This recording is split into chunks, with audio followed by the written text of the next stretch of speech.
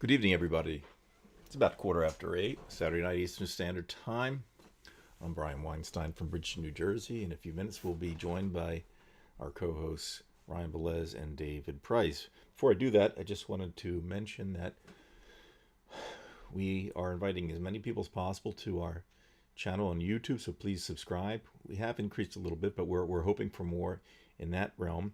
We also would ask that those of you who are members at Divided We Stand to please share our page with like-minded people, and please invite them to be a part of what I would call almost a movement right now, because we have a lot of people who are basically thinking the same, and quite frankly, we're in a bit of trouble here. This past week, Texas has been basically dominating the news, but there have been other things which were going on which may or may not relate to it. We have the issue of Fox News again trying to find a way out for Ted Cruz, or for that matter, any Republican who does something that could possibly get them in trouble or cause any kind of harm to the Republican Party. So while this may seem kind of a humorous situation with Ted Cruz, it's actually very serious because there seems to be no crime that a Republican can do to get him or herself in trouble. And we'll be talking about those kind of things tonight and see if we can come up with some ideas. And hopefully you'll be taking part in this discussion at home. We really would appreciate if you would make some commentary on the subjects that we talk about. So without any further ado, I'd like to introduce my favorite co-hosts. That would be up top to the right. We have Ryan Velez out of Louisville, Kentucky. Ryan, it's great to see you. It's great to be on. Thank you. Yeah, it's great to see you again. We haven't seen you for about a month. I guess you've been playing some chess? Not playing, running tournaments. We ran a couple of tournaments in that time, and then I needed one weekend off in between them because I knew my next weekend was going to be nothing but chess. So, yep, I do chess a lot. Well, if I never ever need any advice with chess, you're the guy. I know that, and I know that you're very much involved in chess education. So we're all kind of alike. We're all teachers here in a certain way. In fact, that's the name of my next company is Chess Education. Chess Education. Wow. Right. You said it, not me. All right. Maybe there's some synchronicity here. Who knows? Then, of course, we have the guy who really has nothing better to do on, as it seems now, any night, quite frankly. So I'm sorry that I interrupted nothing, Dave, but it's great to see you. I was listening to your introduction. Why are you discussing your movements? Is that something private that you do in the bathroom? I heard you mention about movement. No, there's and that was number one type of movement. And then the other thing was, that, again, I have to tell you this all the time. You understand that Brian is talking, Brian, there's a Freudian slip or some kind of slip, that Ryan was talking about the game of chess, not the chest that you're interested in, whether you're in America, Russia. I think you've been watching too many Rudy Giuliani videos here. Are you sure you're not subscribed to his channel? What's wrong? What's wrong? His channel. I've got an announcement today. I think I've been wrong. He seems to be, influencing your thought patterns for some reason. No, I think what happened is I think I was wrong. I've been looking at it. Tonight I'm going to go on record as saying I miss Donald Trump. I think we should have just allowed him to be president for a long time. And the reason I say that is, like, I get up, if you wake up in the middle of the night or you wake up in the morning and, like, Joe Biden's just doing his job, right? He's just being a president. And, like, okay, okay. But it's not like the old days, man. It's just not. So I'm going to go on record tonight as asking people out there if anyone will help me or not help me, but join with me to say, bring back Trump. That's what I think our message should be tonight. Bring back Trump. Okay, that's a novel concept coming from a liberal there, but who knows? Well, anyway, gentlemen, again, it's great to see both of you, and I while I do want to talk about Ted Cruz, I want to really connect what we've been talking about the last few weeks. Dave, you and I have talked about this, about how this propaganda machine is just it's nonstop. I'm going to show you guys a couple of clips that you've probably seen. This one that you'll be seeing is from ABC, and then I'll be showing you a clip from Fox, and you'll see kind of the difference between the two, obviously. But I've just had enough of this. But you have to keep on top of this. People say, why do you watch Fox? And I know, Dave, you watch Fox. Ryan, I don't know if you do or you don't. Well, yeah, but I mean, I don't watch it for the I news. do not. Right, obviously not. No, I get that. No. I watch it for those foxy ladies.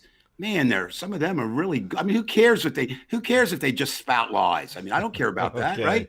I'm of that age. We're losing our audience here. Watch out. Okay. All right. So we're going to look at a few clips. Hopefully the scene will change. I'm going to shut off. I might have it. Okay. We're going to look at a quick clip from ABC. Cancun International Airport heading home, where protesters were gathered outside demanding Cruz resign. To go fly to warmer weather when people are freezing in their homes shows exactly how out of touch he is. People are dying.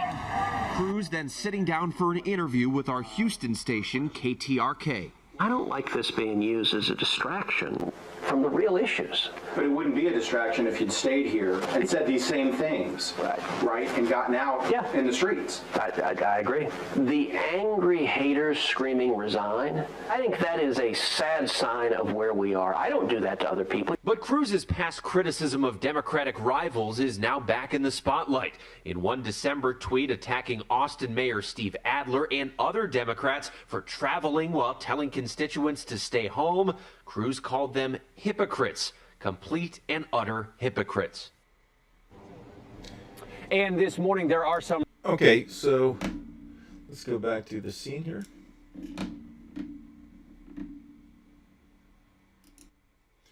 All right, gentlemen, so you've seen the clip.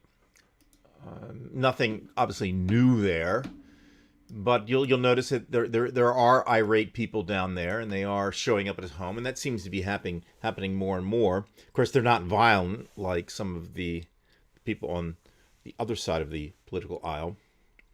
But do you think this is enough to put somebody out like that? I mean, I don't think it is, but No, I don't think it's enough. I think it's.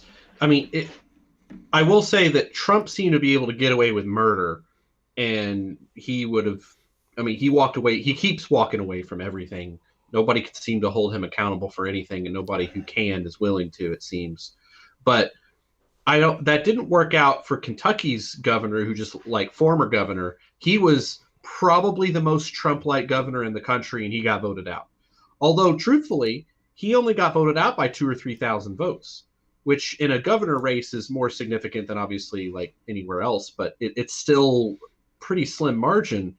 And so, I mean, I think that people are for some reason supporting jerks who are Republicans, they just think being a jerk means you're a strong person or something. So I don't think this is enough to get him kicked out when he runs for re-election. I just don't. I don't either. Dave, what say you? Well, you gentlemen are going to have to help me out a little bit. I don't see what Ted Cruz did that was so bad. Now, he was, what he did, basically, as I understand it, is his 10-year-old and 12-year-old, I think, daughters were going to Mexico. And he said, as a father, that he really didn't want him to go alone. And he went down there, and he was going to stay until Saturday. But as soon as he realized, that he needed to come back, I never did see his daughters get back, so I don't know if they're still down there or not. What's the big deal? I mean, he's a Republican. They're good guys. I mean, they just like you said, you're going to show Fox later. He did no wrong. In fact, I'm going to take the tactic that I agree with now that I've been reading about down there. Actually, there are people praising him because he didn't use up any of the natural resources that people didn't have. So by going, he was actually doing a benefit to Texas. Hold on.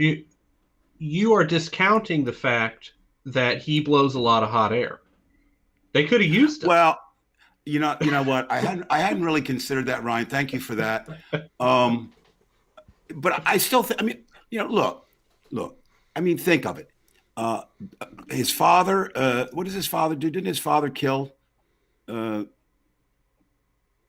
president or something? I forget what he did. And his wife. Now, see, you guys don't understand the way religion works. So let me school you a little bit.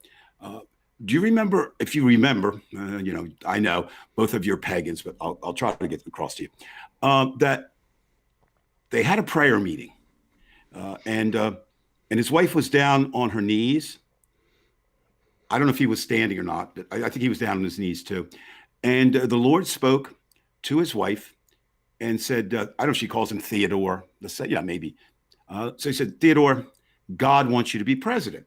Now, what I'm going to ask you two is, if God wants him to be president, does it really matter what he does in terms of Texas? I mean, again, he took his daughters down there. It's not like he took them down there for immoral purposes. He didn't get charged with the Mann Act for crossing state borders, international borders. Look, Mexico's good. They've got some COVID. Texas has some COVID. He wanted to check out the COVID down there too. It was as far as I'm concerned, a very legitimate government exercise, and you two just don't understand it. Okay. Well, I'll agree he didn't do anything illegal, but I definitely think that he is a coward who, abandoned ship while there were people still on it. I mean, that's what he did. Of course he did. Yeah, I know you agree. And it's unfortunate that he has, acted that way. But we have a breaking news. Breaking news. I see. We have news from. Yes, Gary Pigott has ordered you, Dave. Stop it, Dave. It's not working. No. Perhaps Well, Gary, hold it. He's a good. You got to finish the line, though. He said perhaps if he had taken a cruise. Well, here's the thing, Gary. I always respect you, except I think you're a pagan too. So tonight I'm anti-pagan, and basically I define a pagan this way: God has spoken. He actually did it again. Did I mention he spoke to Mrs. Cruz? The other thing he said was, as I recall it, I think he said to Mrs. Cruz, it has been a misstatement all along. The Jewish people are not the chosen people. Republicans are the chosen people. And if you want to go against God, I mean, you, Gary, what the hell? I mean, I'll run this alone. I do want to show you something from God's station, because this will show you the other side.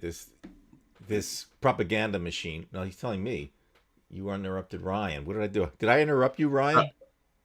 I don't think you did. No. All right. It's okay. All right. I guess I should have put the sounder on for that one. I forgot. I'll be right back, Gary. If I did, I'm sorry. I'm trying to take care of three things at once here. No excuses, though. Yeah, it's okay. I cannot do what you do, so I don't want to get in your way. All right. And Brian, I agree with. I don't want to do what you do. So in that sense, well, everybody should see what's going on here while we're doing this. Are you touching yourself again? No. Let's see if I have. This is my computer view right now. There's so much going on. If you can see the desktop, there's all kinds of stuff going on there.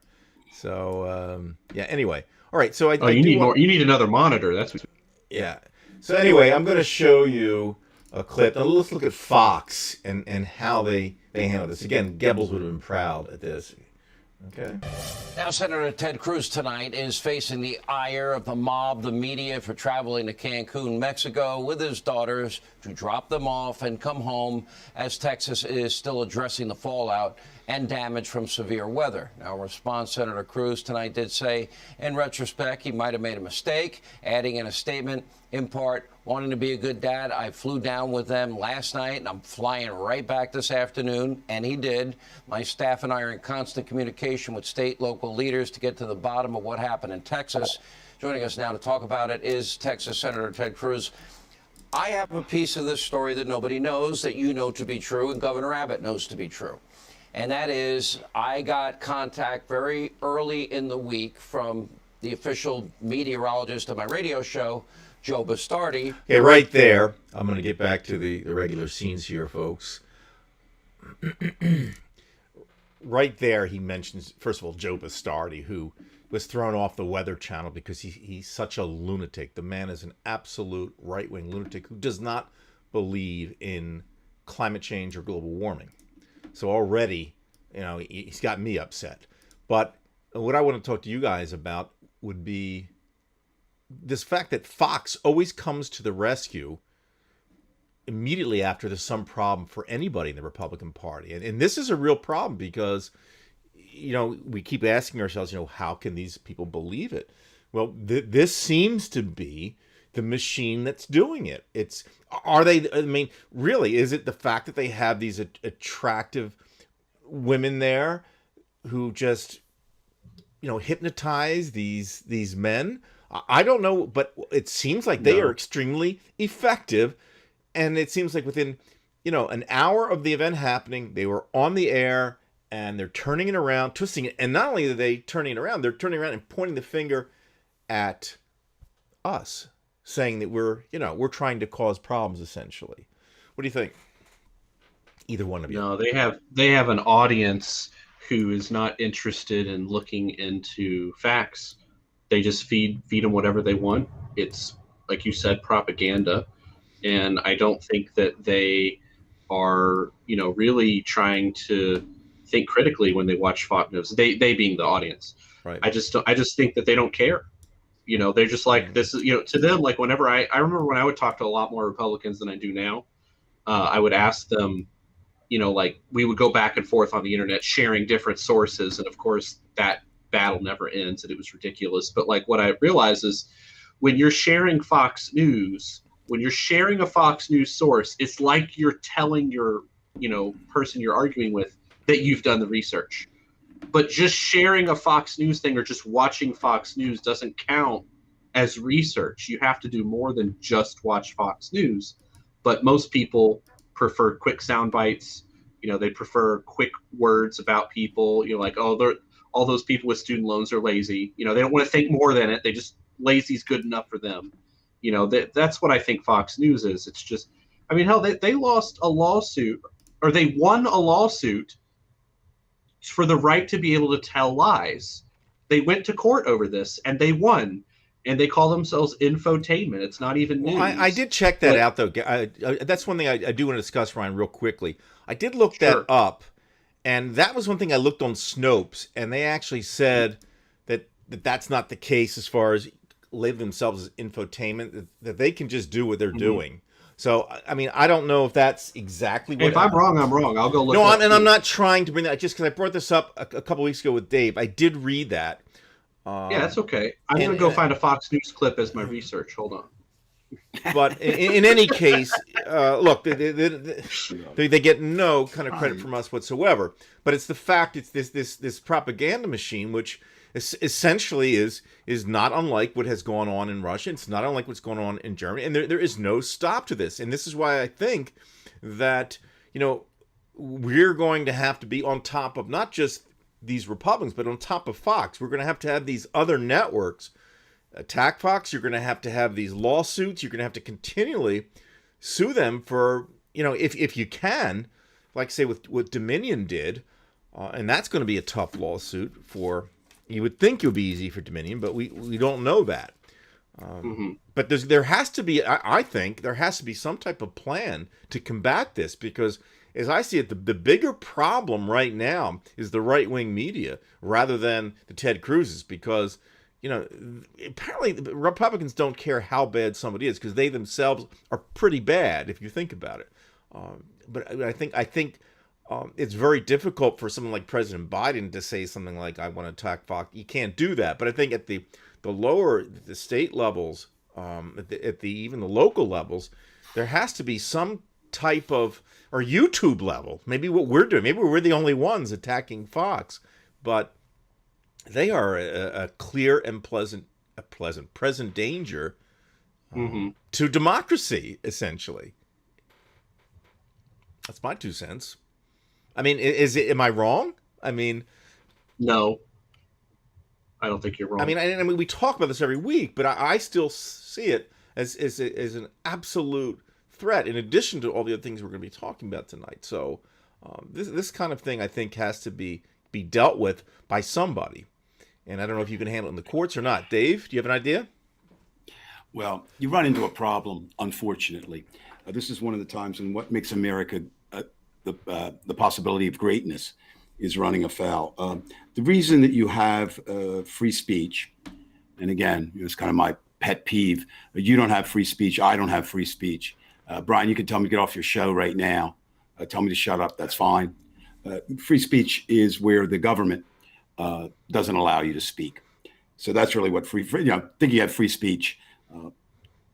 So it's not the case. Now, so the government treads very lightly, as it should, on stopping people from saying what they will. Now, the difference is, I've said this before, so it's nothing new tonight. There was a time, for the most part, where the types of things you see on Fox News, you saw at your supermarket with the National Enquirer and the Weekly World, the tabloid sleazes. Now, it's network television. Some people blame Ronald Reagan and the administration for ending the fairness doctrine, just a simple one most people know. But if you don't know what the fairness doctrine is, anyone, it was basically if you speak for one side, the other side gets able to return fire, if you will, or just present another side. That doesn't last anymore.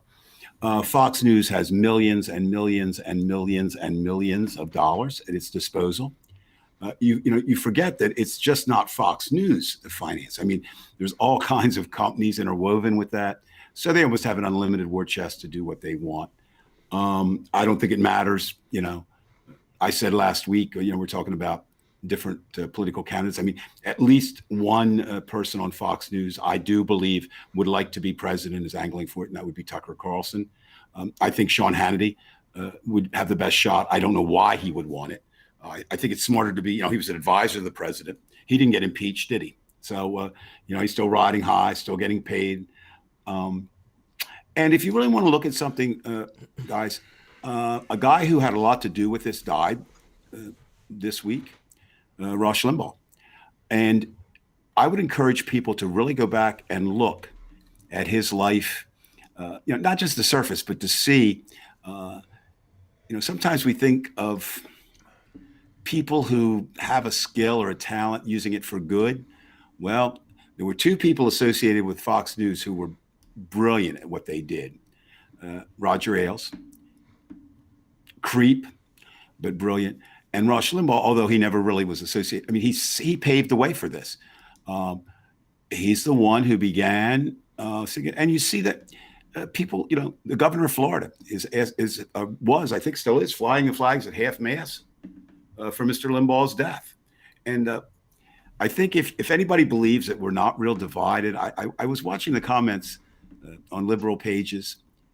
And this is, it's how I feel too. I just didn't do it. But, such things as you expect me to shed a tear over him. I'm not. Good riddance to bad rubbish. So, and part of that is that Fox culture. How do you fight it, Brian? I don't know. Do you don't turn your back? Do you hope that Newsmax and OPN and some other organization, comes in and drives the wedge? But man, that's going to be hard. People say, "Oh, Donald Trump will open a network." No, he won't. That's costly. That's costly.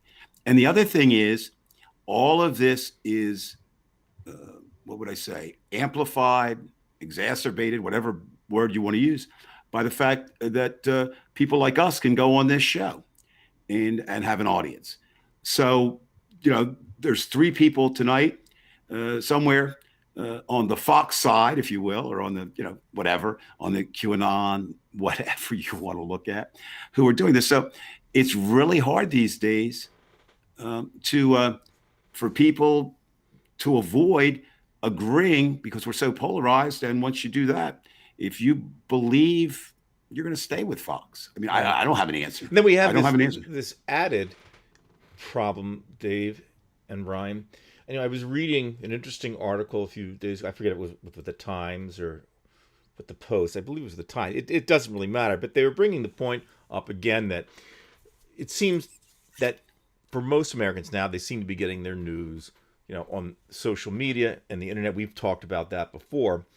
But the real dangers, the good things about that would be like what we're doing with the original. You have this networking of people who are trying to do something good, and then it works out, because then you have somebody from Louisville, Kentucky, and somebody from Arlington, Virginia, myself, and then we have people all across the country, in our chat and in our membership. However, when you have some lunatic who lives up in the hills of Idaho, where 30 years ago, he might have some grievance, an unjustified grievance against the country, like the Posse Comitatus or something like that. But he's so far away from everybody that he's not really a mortal threat to us or to the government. But now that we have, social media, these connections start to happen with these crazy lunatics, hence the QAnon people. So the guy from Idaho who lives up in the mountains meets the guy from West Virginia, and the crazy son of a gun from maybe even from some Democratic state. They could be even worse from a Democratic state, because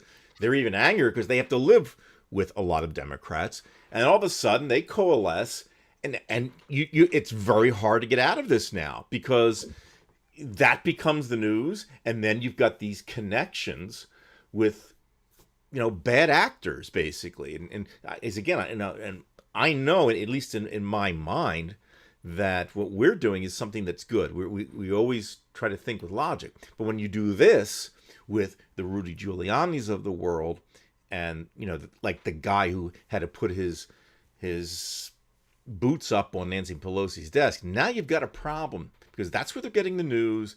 And then Fox is fucking K with it. You know what I mean? They seem to justify this. So don't you think there's a Money? Right. Well, that's also Rupert Murdoch too. I mean, I know there's a lot of people to blame, but he, I think, there should be I want to say a target. The buck stops there. The buck stops here. Truman said it, right? Everybody poo-poos it. If you're the organizational chief and your organization is bad, doesn't matter. It's on you at the end of the day, right? Now, the question I have for you, Bride, tonight along these lines is, it's all bad. We know. It's not all bad. What I'm saying is there's bad things that's going on.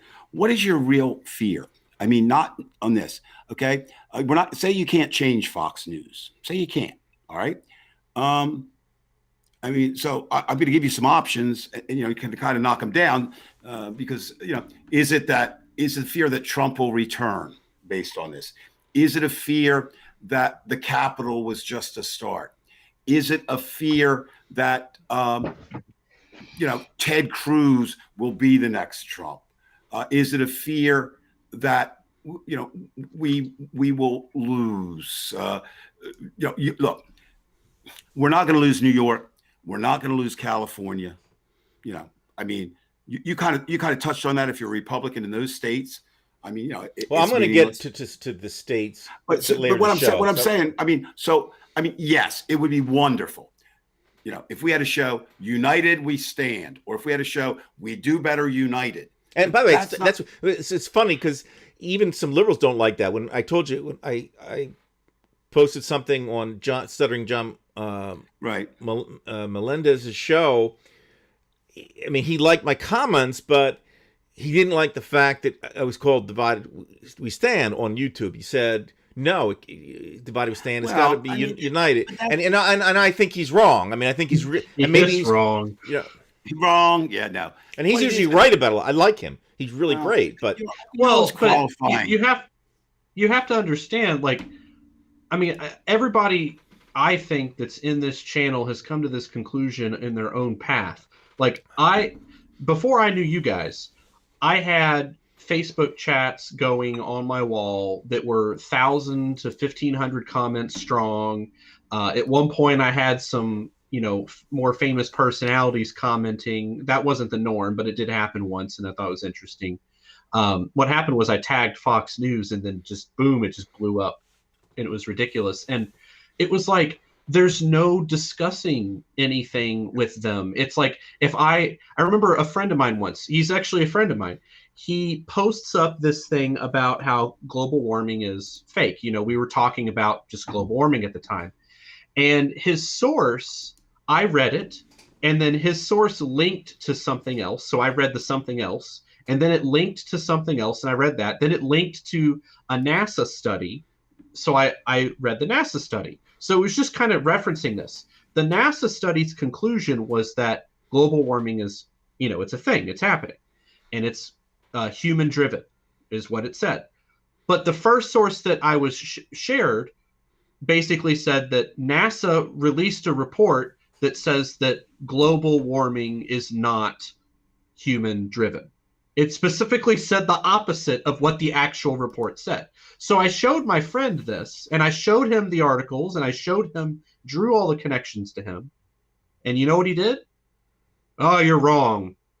That's all that happened. He just told me I'm wrong after I clearly demonstrated that he was wrong. And it's like that's why we are divided. And that's why I think this show's name should not change. It should stick around until we can say otherwise. Brian, could you put Laura's comment back up? Yeah, I was. I had a feeling you were gonna. No, I want to talk directly. No, we to need Laura. that. We need that. We need that. We need that. Not until. Okay, Laura, look, if you've lost your job, that's bad. Okay, that's really, really, really bad. Unemployment pending means to me that you don't know if you're going to get it or not. That's really, really bad. I don't know where you live, but I know it's not easy to go out and get a job. People that have jobs are kind of holding on to them. It's being reduced. I mean, nobody's in a hire. I mean, I know, like I live in Washington, D.C. area. Nobody's hiring here. Well, except Amazon. That's a whole different story. I don't mean that. We'll talk about that later. But the idea of it is rent due. Yep. Look, I live in a high-rise rental. There are 2 towers, and I've done some research, and they make $1 million a month just in rent on each tower. Now, they probably could have, without going bankrupt, even if they said apply, my wife and I wouldn't need to, but the people that don't have it apply and will reduce your rents. That's not the way. That's not the way it works. One more time, Brian, because I think there was something else Laura said. Just leave it up there. The last part. No, wait. What? The last part. I want because really, the last 2 sentences are the important sentences. Nothing is different than was Brian. My friend Brian. You attack everything because just to go to the last 2 sentences doesn't give support to what Laura is feeling and believing and the reality of Laura's No, I get. life. No, I'm not belittling that at all. Just be quiet and listen. No, hold on. No, I just want to say I'm not belittling anything there with anything she said. Brian, that's not what I'm saying. I'm saying you address it. If you said jump, so you don't. That's not the way it's done. I thought you addressed you were talking about the person. Jesus God. Let me just ask one serious question. When they were giving out brains, did you think they said trains and you like riding on trains and you said, I want Dave, to really. You're going to violate our terms of the group. Now, let's move on. All right, put it back up. Put it back up. Let's get to the point. We got to keep moving. What? All right. Well, yeah. I will say go ahead. I was going to say on the second half of Laura's comment, I will say, first of all, Laura, I do not have a salary right now. I do have my company still, but I gave up my salary mostly because we were hemorrhaging money. So I'm in a similar situation as you. But on the other part of your comments, I do agree that there's not a lot that's different yet. I will say that I voted for Joe Biden because he's not Trump. I actually don't like Joe Biden very much at all because I have student loan debt that I can't bankrupt out of, and he's the guy that made that a problem. And so I absolutely loathe Joe Biden because of that. Now, I am glad that he's president and not Trump, so don't get me wrong. But no, I agree. Like I was actually talking today, I don't think that Joe Biden he hasn't done much to impress me yet. Oh, granted, he hasn't been president for very long, so I'm not trying to slam the guy just yet. But like he promised massive student loan reform, and just this week he said he's not doing that. He just straight up lied. One of my biggest problems with Joe Biden and similar politicians is I hate, more than Republicans, I hate moderates. moderates break more promises than anyone else, whether that's a Republican or a Democrat, in my opinion. I think moderates do everything they can to please as many people as they can, and then they, break the hearts of just as many people because they don't follow up on what they say. That's my experience. I mean, it's limited. I'm in my 30s, so somebody who's in their 60s or 70s might have more experience than me on that. But no, I mean, I definitely agree that there aren't a lot of things that have, changed yet. But I also recognize, it's 1 month.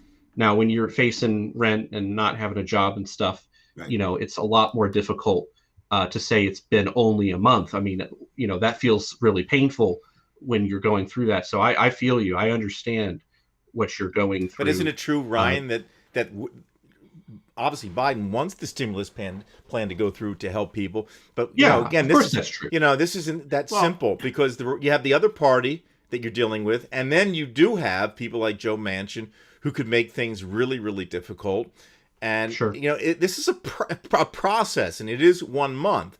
Once these checks go out, I think we can say that he is doing what he said he wants to do, and that is he wants to help. He does want to help, but again, there's the other party there, and then you have again, besides the politics of it. Well, not even the politics, the actual legislative part of it. You do have the propaganda machine still working, and everything's working against him. So, right. I know. Look, I understand the idea of pain. I understand that. But if you did, you wouldn't talk so much on this show. Well, isn't that the pot calling the kettle black there? Well, I would say that in true divided we stand fashion, I would say that what Joe Biden should be doing is ramming stuff through Congress while he has a majority. And what he should be doing. Two. He only gets two, though. He gets two, and it looks like he's going for the COVID relief stimulus, and now he's put it out there for immigration. What do those people have great Why does he only demands get two? Brian, I know you're trying to be nice. He's pushing immigration, but he doesn't get that. It has to. No, he probably won't. But at least no. What I'm saying is, don't play. I mean, I'm not faulting you. I'm just saying so we give good information. In order to get, it has to be a budget item. That's right. What you can. And so he'll go with infrastructure. Right. That will be his thing. And what I'm talking about, Ryan, is the reconciliation. Yeah. Oh, you're gonna do that. You can only do two things, and as Dave said, we're talking about budgetary things. There's only two things you can do that he can ram through. He can't ram through anything except two things, and they have to be budgetary. So he can ram through the coronavirus, but here's the issue. We want to get in that minimum wage increase to $15. I want it, but you have people like Joe Manchin and who is it out in Colorado, South Dakota, and Arizona, maybe, where you have some people who are in these situations where they're in conservative states where they're purple, and it's going to be really, really tough to get the minimum wage, and that may not even apply. And Dave explained that I think last week. But in terms of people, and this is where I think the left, meaning me, but the people left who don't understand this, and I'm not saying anybody out there on the in the audience tonight, but I've seen it on the other shows, and Dave and I addressed this a couple of weeks ago with The Dive, who make these assumptions like that somehow Biden can just ram these things through on everything. You can't. Well, look. Am I wrong? If he gets rid of the filibuster, he can. Now, see that there again. The problem with that, yeah, of course, the filibuster should go. There's, absolute certainty. You know what they don't have? They don't have the votes to do it. Right, and that's the other issue. You're right, Dave. Now, what you could do, what we haven't seen yet, what could happen?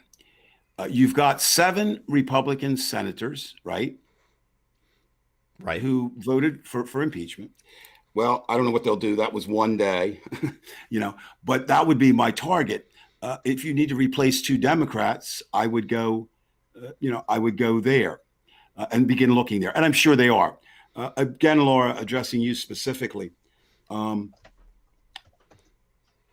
If what you need right now sounds like immediate results and you should get them, you're not. Government isn't set up that way. It isn't. It just doesn't move that quickly. What I would say, it doesn't help you necessarily in your immediate situation. But if you say one party isn't different than the other, or you say one person isn't different than the other, on that we must part company. And I'll give you, I think, which is the biggest crisis nationally. Certainly not paying rent, certainly not having a job. That's a personal crisis, no question. All right. And it shouldn't cheer you up to say, well, there's millions of you. You're not, well, if you could help those millions, you would, but you're right there. So what I do think is I would, it doesn't help, but I would ask people to look at, since Joe Biden has been in, I think he's moved to do the right thing on what I consider has to be done before anything else, is getting the COVID virus under control. And yes, then, I agree. Then from there, it begins to flow, right? Well, Laura, I mean, I'm not equating what you're going through with what I am. I'm 68 years old, be 69 next month. I diligently search. I live in Arlington, Virginia. 92% of the people here want to get the vaccine. And there isn't a place, the closest place I found the other day, now this was through CVS, there are other ways to do it, but through CVS Pharmacy, was 2 places in Arkansas and Bakersfield, California. Well, that's all well and good, right? But I'm not a president of either of those states. So now you have to look at, is it Mr. Biden to blame, or is it its predecessor?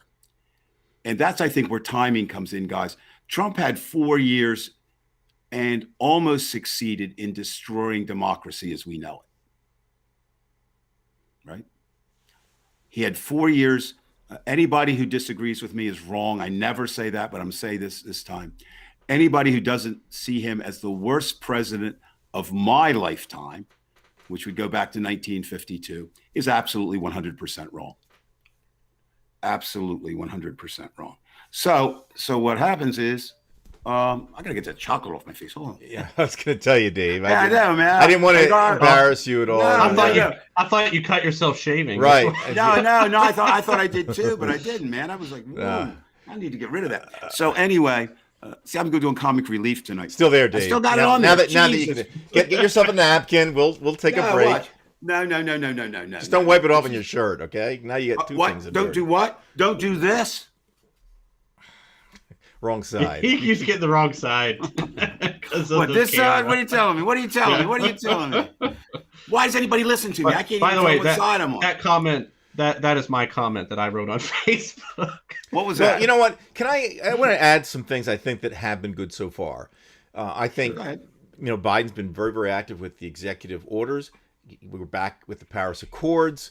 Whether you believe that they're worth it or not, he's back. He has worked with the children down at the border, being you put in cage and all those kind of things. He's really actually doing a lot, and if anything, he's a buffer from keeping ourselves protected from these lunatics like those people in the Capitol. He's got the army. He's putting in, is what I see, good people, right? We've got a Secretary of Defense. That's what I want. Somebody like that. I don't want to see what Trump was doing. So look, I understand at any personal level, there are issues. For example, I remember during the time that Reagan was president, I wasn't making much money. Now, I could have sat there and said, I wasn't making money at all. Things were getting really tough. I could have sat there and blamed Reagan. I hated Reagan, but I couldn't really blame him. And I'm not trying to say that Biden's all that, but to take 1 month, you're not going to, as Dave said, you're not going to see that kind of change that quickly. But that's not belittling any kind of problem. It doesn't diminish the hurt. But and I think if you're going to blame someone for the problem, and you certainly can, Donald Trump didn't do anything to help any American.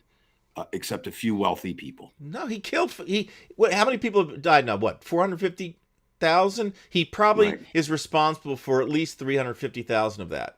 Well, X, whatever X is. It's a very large Whatever X, number it is, it's large. no. It's more than Oh, half. no. So the problem becomes, and I understand this though, as human beings, we look up to the president, and the question is, how much power does the president actually have? I don't think we look at that That's another enough. good question. Exactly. No. Now, I mean, Donald Trump wanted to be president for life. He was did he get it? No, right? Joe Biden wanted to do some things. Barack Obama wanted to do some things. George W. Bush, George H. They all want to do some things. But I think what we need to learn or think about is this. This is my take on this. We're gonna have to learn how to live in a divided America. We're not gonna get undivided. Well, that's again anytime. we're going to get into it, folks. I hope you stay for the the last hour and a half, whatever we do, because we're going to get into some things that are really, really important. But my point is, for example, shout out to cable networks. My wife's a big Motown fan, and I mean, I was of that era too.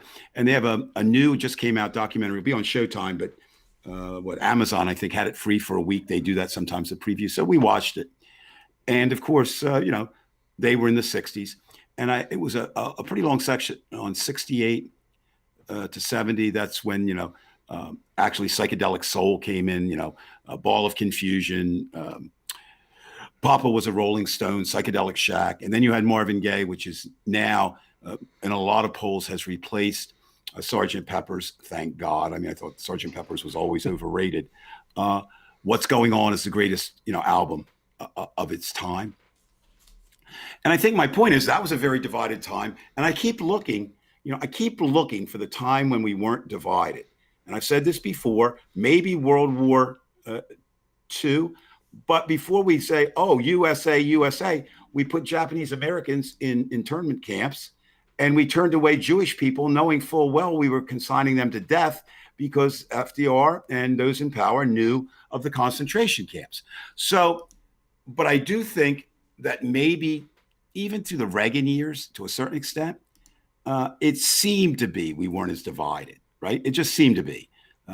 And so if you really go back and trace it, of course you can lay a lot of it at Reagan. Dave, can I interrupt you real quick? Because I want to say with you, it's a good point you make. You said, we've always been divided. But while you're saying that, I want you to comment whether you think, when you say this division, yes, we have been divided, and we really have been divided, for example, during the Vietnam War. But is there something, I mean, because you've been around a little bit longer. No. Is there something different about the intensity No, there of the other side? No. What is different is this. Social media, Fox News, coming from one side. That's what's different. Okay. We get preached at, well, not preached at, we get told, oh, American Revolution, greatest thing, ever. All right. Fine. Okay. We raised a nice country here. Do you realize, gentlemen, if you go back and look at the history, about a third of the country, roughly a third of the country, wanted to ditch England and were willing to go to war to do it. About a third of the country wanted to stay. We're British, we're there, we're okay, we're doing why, what do you want to do this for? And about a third didn't care. Those are still out there today. Sometimes it goes higher, it comes down. You talk about a death toll. Yes, I mean, the COVID virus now is what? It's past, well, of course it's past, most wars that we fought. But that's a different kind of war. So, when you say, is it different? I think what is different, let's go back to that revolution. Those who knew that they wanted to secede from, or get rid of England, they gathered together in little coffee houses. They didn't know what anybody else wanted to do. They were talking to their own kind, right? The people who didn't want, they didn't go over there. And then the third just didn't hang out. What we know today, what makes it so bad is we know, you mentioned it earlier, Brian, we know what the crazy guy on the mountaintop who hasn't seen another human being for 20 years says about Idaho and what he says. So I think that's what's different. Now, Ryan, you've said it, I've said it, we've all said it. I mean, yes, families are divided. They were divided during Vietnam too. Come on, older brothers against younger brothers and sisters. It was father against son. I mean, certainly my father and I, we battled more over long hair and, Vietnam and that kind of stuff. But I mean, as a protester, I got spit on, I got maced, I got all that. I mean, so is it different? I think what's frustrating, though, at least to me and maybe to many others too, is we just never get any better. Like think about all the issues right now facing us, with the exception, take the virus off the table for a moment. Show me one issue that's facing us that we weren't fighting in the 60s. Oh, I know one. One. Right now? I mean, I can just tell you right now, the fact that the Republicans are trying to suppress mail-in voting. We didn't have any large bit of mail-in voting, and now that's the big thing. So you're going to tell me now voting? No, I'm not saying the voting rights thing. That's always been there. They've been trying to suppress the vote. No, they're all one and the same, Brian. Okay, we're trying to suppress voting. Maybe I'm getting too much into nuance, but no, you're right. Okay. Yes. No, I mean, I understand what you're saying. Right. That's okay. Like saying, I went too far. Okay. And you know what? I'll give you that. You don't have to back up. I'm just saying I think that's very important because that's what it is. I mean, and let's look at it. A Republican who is a conservative, they look backward or they want to freeze now. That's what it means. And a liberal, from liberate, free, go forward. Now, that doesn't make one necessarily better than the other. There's a time to go forward and there's time to stay entrenched. Mm-hmm. But what happens is it's very hard for the two sides, to get together. And again, 1968, we know how that turned out. The war ended, right? But how good was it for Martin Luther King? He died. I mean, many others. Yeah. Now we bring up news a lot, and I think it's very important. In 1968 to 1974, which to me is the closest equivalent to the Trump years, you had three networks: ABC, NBC, and CBS broadcasting news. That was it. No more. So they were appealing to all of America. Were they objective? No, but they knew they couldn't go too far left or too far right because they would lose their viewership. Now, some of them and that's all gone. You're actually making a point. Well, that's what I'm saying. That's a big change there. The media, that's what I'm saying. But that's where it really is. People aren't any different. The battles, I'm talking about the actual struggles, right?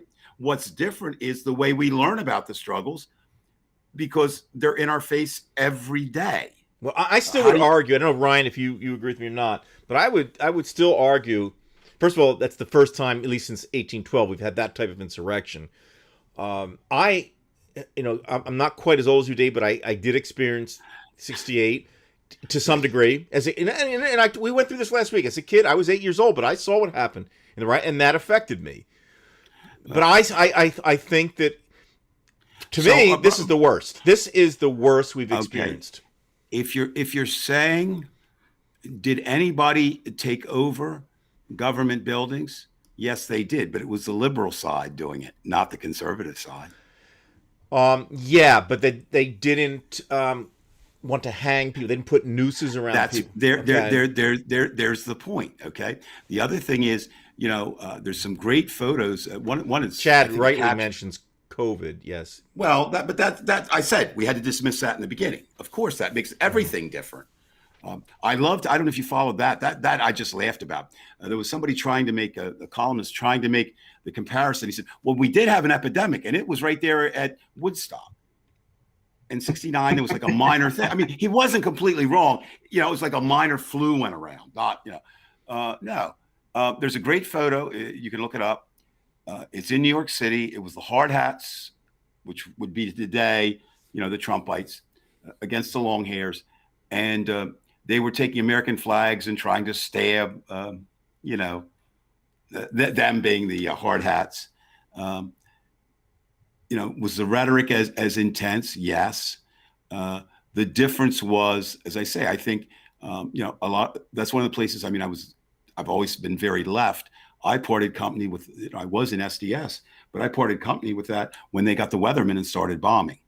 But there still was violence. I still can't completely buy into it that it was just as bad If that's what you're saying, I'm not even sure you're saying that. No. What I'm saying is the issues. I think, but the country has changed. Look, you have to say at least white America is not the majority anymore, and that's a big difference too. And that's going to get into, does that just simply intensify? That intensifies it now because this will come into what comes into our show later. I definitely think that intensifies because I think there's a lot of white Americans who feel that they're losing status and all that comes with it, and I think that they're not going to take that lying down. And let's look at. I'm sorry, Ryan, keep going. I did interrupt you. There you go. No, that was actually the whole point I wanted to make. Okay, well here's this will tie in to what I think from a political standpoint. I think they're afraid of losing, and I'm gonna show you this. And Ryan, I'm not going to. I hope I won't offend you, being that you're a citizen of Kentucky.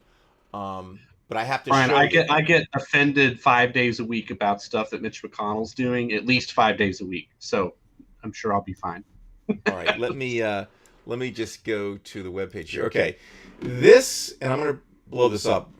I may have shown this a few months ago. I don't know about that, but this shows you the rank of state of dependency on federal dollars. So in other words, you have guys like Ted Cruz who've been bitching and moaning about. He's basically saying, look at California with their. I'm going to go back to this in a second. But I want to speak here. He's complaining about. Well, look, California's had blackouts, and of course we know that for 4 years Trump didn't help California. He tried to bury them, and now of course they're accepting federal aid. But getting back to this specific point about white America, I mean the Trumpers, so to speak. I think that they've been living high, like they think that something's being taken away from it. It is, in the sense that they've been robbing the rest of us. Look at most of these states that have the single digit numbers: New Mexico, Kentucky, Mississippi, West Virginia, Alaska, South Carolina, North Dakota, and then the state like California, which would be the 7th biggest country in the world according to output.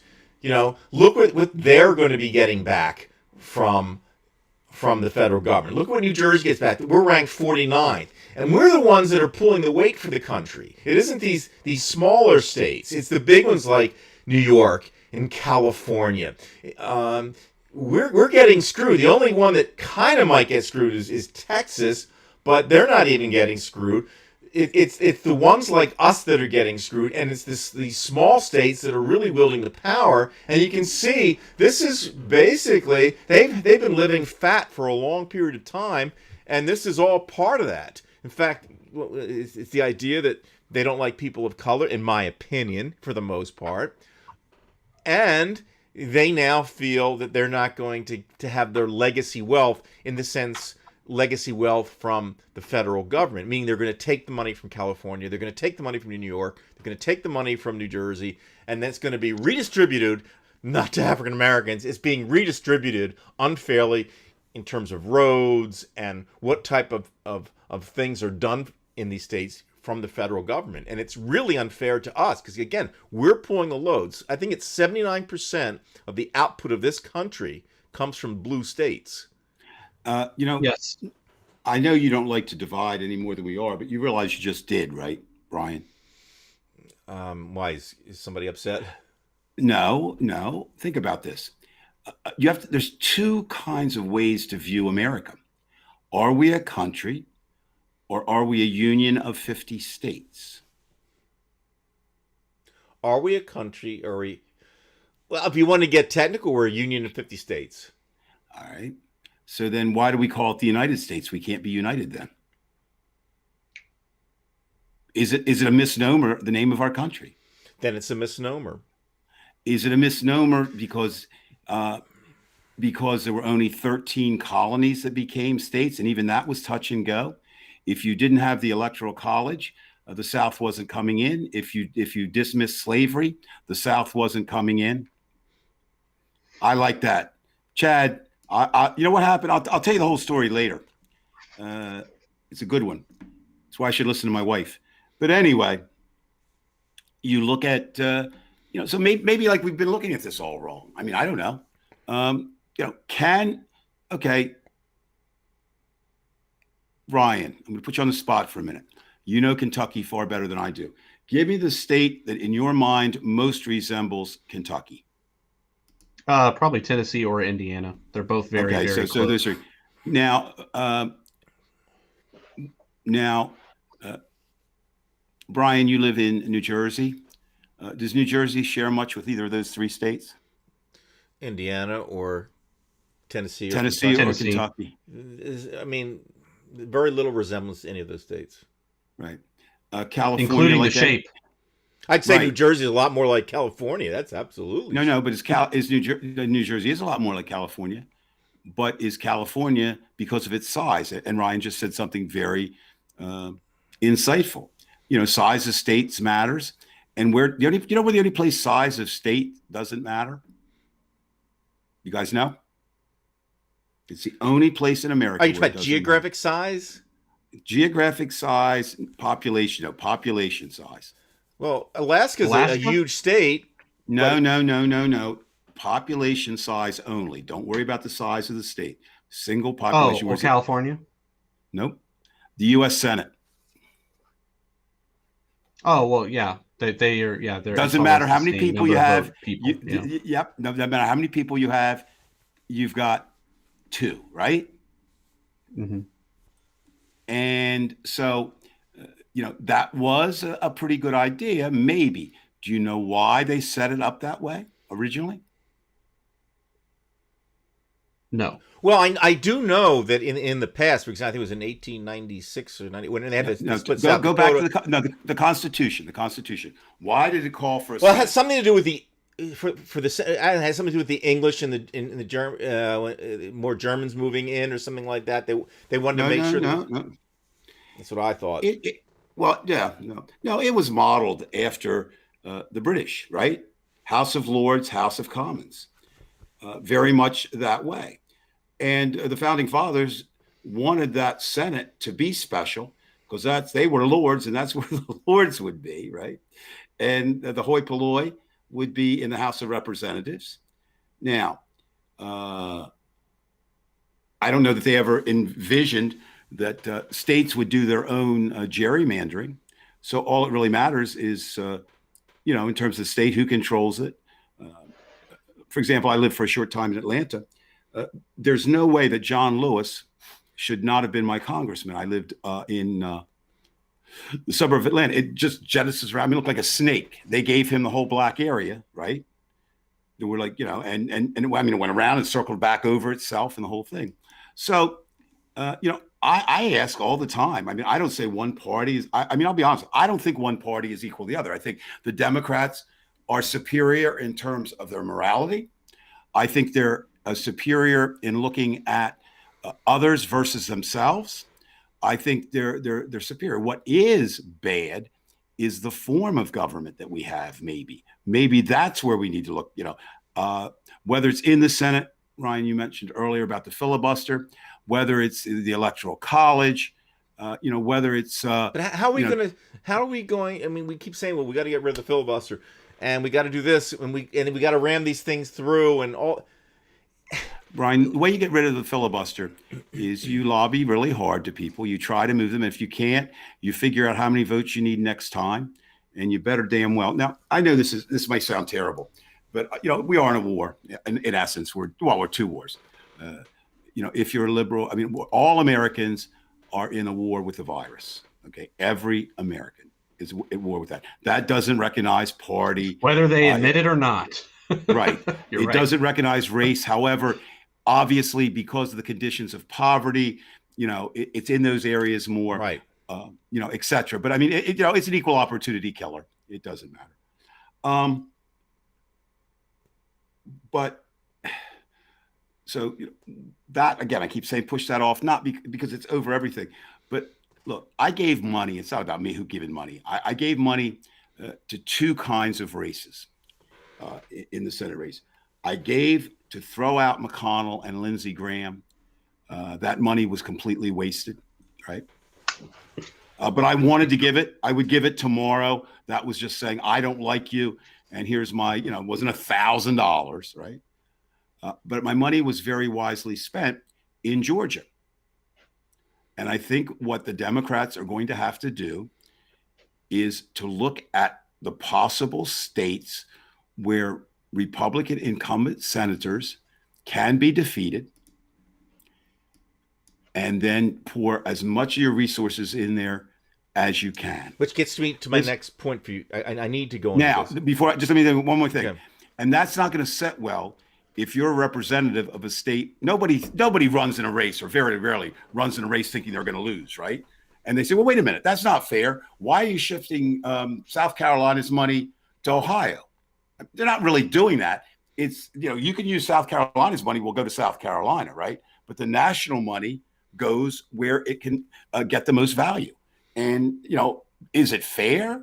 I don't know. I think it's a lot fairer to do it that way than it is to have the filibuster is more unfair than that, right? Mm-hmm. All right. So what I do want to show you, fellas, is this. What page? Here we go. We're going to move away from that for a second. This was an interesting article, which I think we see coming.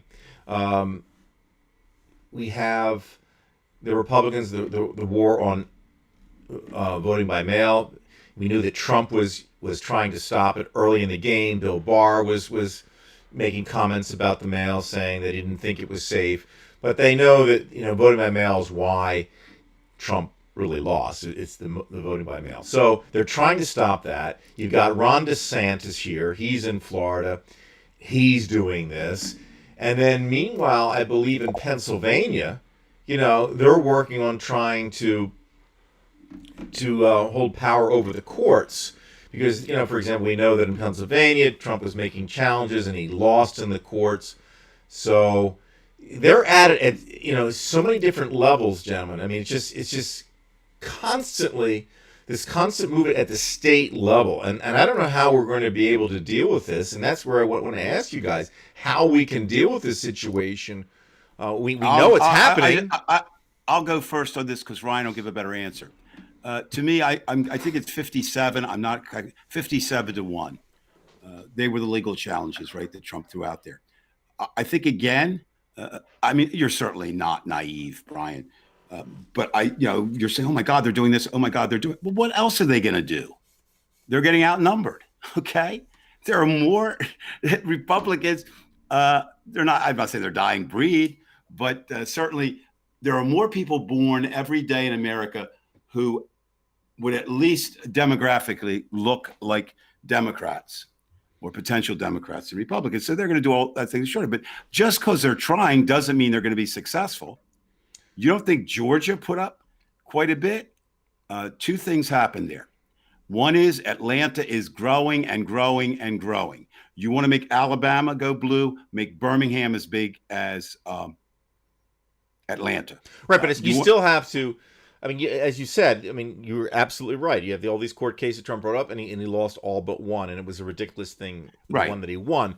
But you still have to put in the work to do it. This work that we shouldn't have to do in the first place. It all depends on what kind. It gets back to just philosophically, why would an American try to limit voting rights? It's just because inconceivable. The Republicans see an America that they want, Brian. Right, which means they are anti-democracy, and that's a huge problem. It's more so than no argument. But we did say back in the 60s, we say that America's always been divided, but now I think there is a case to at least I'm just for the person sitting in the seat. There's a case to make that there's a push for autocracy and change in actual government, that they want to see this country change. And if they don't get it their way, then you'll start seeing seceding or no, and that's where I would disagree with you. The future will tell who's right. First of all, I would say that the divisions in the Civil War were greater simply because we went to war. Okay, that's clear to me. I mean, you could play with that. It was also clear cut where people lived geographically then, and that's part of it, absolutely. But it was there. Now, I, with my limited knowledge and understanding, cannot see a way for Republicans, Trumpers, Trump-publicans, whatever you want to call them, to successfully wage a war against America. There isn't.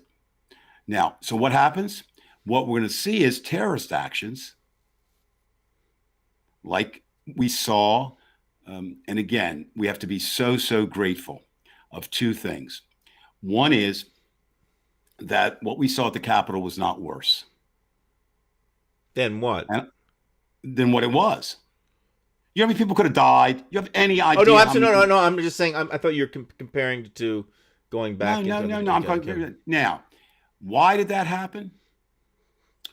Well, there were people prepared to do it, but there were a lot of, hey, let's just go in here and see what's going on, people with them. You know, we don't know. Right, and they yet. got in the way too. They helped. Well, we don't know yet. And you always, Mr. Rogers, Richard Rogers' mom was on the money. When there's bad things, look for the heroes. You know how many lives Goodman saved? Yeah, like the difference all between turning right and turning left was a big deal. There you are. Now, is that good triumphing over evil? In that particular instance, it is. Could it have been evil triumphing over good? Of course. So this is not, it's just not going away. It's now, okay, so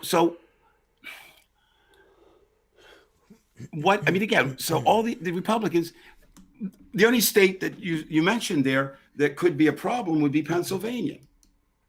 Right? It could be a big problem because Pennsylvania is basically Alabama with, two strong, polls there that are you're right. Democratic. But I'm saying the other states, I mean, a lot of times I think, again, just like I said, marshal your money, for the best value. I think you also have to marshal your political will where it's the strongest. Texas will become blue when Texas is ready to become well, that's blue. another thing too. I know that I have no evidence, but I see, and this is just a quick, diversion. I think that I don't know that Beto O'Rourke lost that election either. I mean, okay, Mr. Conspiracy Theorist. Right. It's just that it's just you don't know. I know, Brian. I can't dispute that you're right, and I'm not interested in that. No offense. I just don't like when you have the polls are usually fairly close. No, my friend. Well, you yourself have said even during the elections they were within the margin of error. No, the problem is again. Too many pollsters out there. I'm not an old timer. I don't want to go back, but when you had Roper, Harris, and Gallup, just like when you had three networks, right? Right. They had to be kind of there. You didn't want to be the outlier. Now it doesn't care. You're outlier, so what? Being a pollster is like being a weatherman. Oh, 22 inches of snow. Yeah, I know it's rain, but I'll get it right next time. So, I mean, yes, they're more accurate maybe than they are, but there are new changes there. They're still trying to adjust to how do I get a hold of people with cell phones? Okay. Do you answer? I asked you two gentlemen. You both have cell phones, right? Correct.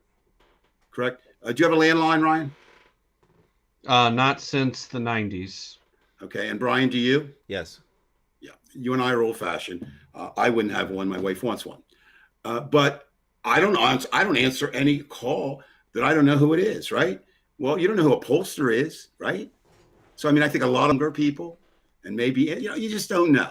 Anyway, I'll say this. Let me say this, and I think both Sure. of you would agree that if there have been shenanigans on both sides in the past, we know with Chicago and 60, but I'm going to say this, Correct. is that we know for a fact that the only true type of violation of voting violations we actually found were on the Republican Party this past election. There weren't many people that were found, but in those states where it was contested, they did find a couple who tried to vote twice, and they were Republicans. Not that mattered. There's just a few people. But I'm saying, if there's going to be any kind of chicanery going on, it's definitely going to come from the Republican Party, and it's going to come from these states like Florida, Kentucky, and states like Kentucky, and you can tell us about, and then of course Texas, because we know where Texas is going. Texas is moving blue, and damn well that those people are gonna they're gonna live and die with that staying a red state. Well, again, economics. This is my night for pointing out all the problems. The solutions are economic, and the problems are economic. Again, you can't use one state, but I think Georgia is representative. Atlanta was burned down, I believe, in the Civil War, non-existence. At least that's what Gone with the Wind taught me. I remember that. And it's built up now to where it's like a combination of New York City and LA. It has the movie industry, it has the business, it's a hub, it has the world's largest airport. I know that for a fact. Traffic wise. Now, here's an interesting sidelight. We were just talking about it the other day, group of us. Do you know where Delta really wanted to put its hub? I have no idea. Birmingham, Alabama. Really? Because it was closer to fly across, right? More central and South America and looking down that way. And Alabama said no. They didn't want all those people there. But that's the model. Like I said, I think that's the model. If you can get Birmingham big, look, Austin, Austin is relatively liberal, but very much so now. You get more cities like that. The problem with big cities in Texas, they were built, and still dependent on oil money, right? I mean, that's kind of the difference, right? Right. And that's and the other thing, my pet peeve, and I want to argue with not you guys, but I want to argue with somebody on this. I've been doing a lot of thinking about this. The myths of America are what really somewhat did us in, right? Right. The American dream doesn't necessarily. It never worked for everybody. It worked for certainly for white rich people. It certainly worked for white people coming back from World War II when jobs were plentiful. It worked for the GI Bill, right? But I think maybe the worst of all, is the archetypal myth of Davy Crockett on through to the Wild West, to this independent guy with a gun, and that's why I think collectively we really don't think as a nation together. We really don't. I mean, it's like, I mean, it's hard. Okay, what does Hawaii and Alaska? They're not even contiguous to us, right? Right. Certainly. And who could be more two different states than that? Freeze in one and have the greatest climate, of any state in the other.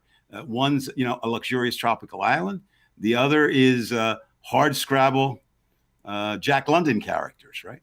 So I don't know how you get rid of the myths, but I think what you try to do is get some kind of new American myth that says we're not in this alone, and therefore B, we do better when we work together. And that is antithetical to pretty much the American, it was the loner, it was the gunman. I say this all the time, but I just think this is so classic. Tombstone, OK Corral, Earps, Clanton's, Doc Holliday. Yeah, they had one rule. You checked your guns when you entered town. And one of the things that started all that was the Clantons refused to check their guns. So, I mean, the Wild West, was it? I mean, that's television. Is it really that way? And even if it were, if you read like the really good writers like Larry McMurtry and people who really know the West, they were some really badass characters who you really wouldn't even want to emulate. Do you realize that more scalps were taken by Americans of Native Americans than Native Americans took of Americans? I wouldn't doubt it. Ryan, you don't have to doubt it because it's fact. Ryan, okay, Dave, go ahead. Yeah, that's it. Okay, well, Ryan, I wanted to ask you because you live in a very conservative state. You obviously being in Louisville, that's obviously a bastion for the liberals who are in Kentucky. But what do you see in terms of that frenzy or that fervor of the people on the right? You probably see it more than anybody. I mean, I see it because I'm in a county, but you live in an entire state. No, I see it a lot. Where they represent those things. Even in Louisville, I mean, Louisville is definitely Democrat, that's for sure. But I mean, just down the street, you got a guy who had giant Trump signs, the kind that cost like $1,000 and they're massive, So it's like, I mean, I see it everywhere. But like, what I have to come to terms with, and I had this realization maybe a month or so ago, is that I know people that if our country were in a modern civil war, they would be pleased to shoot me. I know people like this, and they call themselves my friend, but if push came to shove, they would shoot me with a smile. And that's what I feel living in a conservative state, is that you have a bunch of conservatives who are very gun happy, and they feel that, everyone's coming to kill them. And if it comes down to you versus me, I'm dead, and they're going to sleep fine tonight. And that's the best way I can, in terms of the fervor, I've seen people that I know making posts that I didn't think they would post, yet there they are doing it, and I had one guy, I was at a chess tournament, and again, we're friends, and somebody brought up Trump. I didn't even bring up Trump. My friend and I were running the tournament. Okay. So we're just there doing a job. That's it. Some chess parent brings up Trump and laughs about something. I don't even remember what the comment was. And I said, well, he isn't welcome here or something like that. And then my friend got super angry at me, and he was like, I'm here to work, not talk politics. This is ridiculous. Like, nothing controversial was really even said. And it was just like, this is a person that I thought would take a bullet for me if, he had to. It turns out he'd be the one sending the bullet my way. I mean, that's how I feel living in a conservative state. But do you hear it openly? Like, for example, I know obviously we're not getting back to restaurants and all, but if there is a state where there's something that you would think it was Kentucky, just hearing stuff when you're in public, when you're on the street, when you're going to a store, do you hear like those son of a bitch Democrats? Oh yeah. So one of my favorite things to do, the audience might start understanding that I like chess just a little bit, but anyway, one of the things I like to do is not during COVID, obviously, but I'll take a chessboard to a coffee shop, and I'll order a drink, and I'll sit there with a chess book and I'll read it. Well, it started getting comical because there's a group of 6 to 10. It's different every Sunday, but I'd go there on Sundays. They'd show up. I don't even think these guys went to church, although they're all religious. But I'm just saying they were there before me, and I'd go at 8 a.m. I mean, it's just like they're there. But anyway, 6 to 10 people. They gather all these tables together, and they sit there and they talk very loudly about Republican politics and make fun of liberals and stuff. And they do this in the coffee shop. And I saw one guy. He bends over, his gun falls out of his pocket, so he puts it back in, because that was safe. I saw another guy, he had his gun tucked in right where his butt crack was, just tucked into his waistband like you're not supposed to do. These guys, and they're not like saying like, oh, let's kill the Democrats. They're not using violent language in that sense, but absolutely without remorse saying things like any woman who gets an abortion deserves to go to hell. They'll say stuff like that with women all around them. They have no idea who these women are, how they feel, what happened in their life, and they don't care.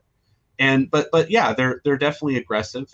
And I just hear it when I go places. It's everywhere. It's not, like I said, it's almost worse being in Louisville, because it's like when they're in public, they have to make a point to talk that way to make sure that I hear, or whoever, not just me, but I mean, anybody that's not like them is who I mean.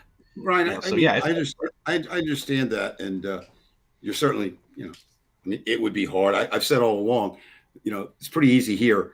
92% Democratic where I live. I think we let Republicans out on Sunday for a walk or something. That's about it. But a couple of questions I want to address to you guys. I do a lot of talking, but sometimes I just have questions, and this one I've been pondering and I don't have an answer for, and it kind of ties back into Ted Cruz. Obviously, there are a number of people who want to become the next Donald Trump. I know of at least 4 or 5, Cruz being one, Josh Hawley being another, Mike Lee being another, Rand Paul being another, and who knows who else is lining up. But how much of what we've witnessed in the past 4 years, Trump is the enabler, yes, he didn't cause it, but have even they become, meaning the Republicans, for most of them, have they become Trump cultists, right? And only Donald Trump can move them to do the things that they do. I guess another way of saying that is again, you're absolutely right. You said earlier, Ryan, what they call the Gotti, the Teflon Don. And I think Donald Trump is also a Teflon Don to date, but he hasn't had his time in court. It's one thing to win in business. It's another to win and only have civil cases brought against you and have at least the impression that you have unlimited funds. It's another thing to be impeached with a party that's not going to follow through on the punishment. It's a third thing to go out in the real world and face the courts. So I'll be the first person, if we're still doing this show in 2024, to just say, man, I've been wrong a lot in my life, but this is the wrongest when I make my next statement. I do not see a viable way that Trump will legally be able to run for president in 2024. So are you asking us who you think's going to be? Well, no, I'm not asking who. That's what we did. We played that game last week. I'm asking, can anybody replace Donald Trump? Well, if Trump's a cult of personality, if somebody becomes a bigger personality than Trump in this type of media, Who?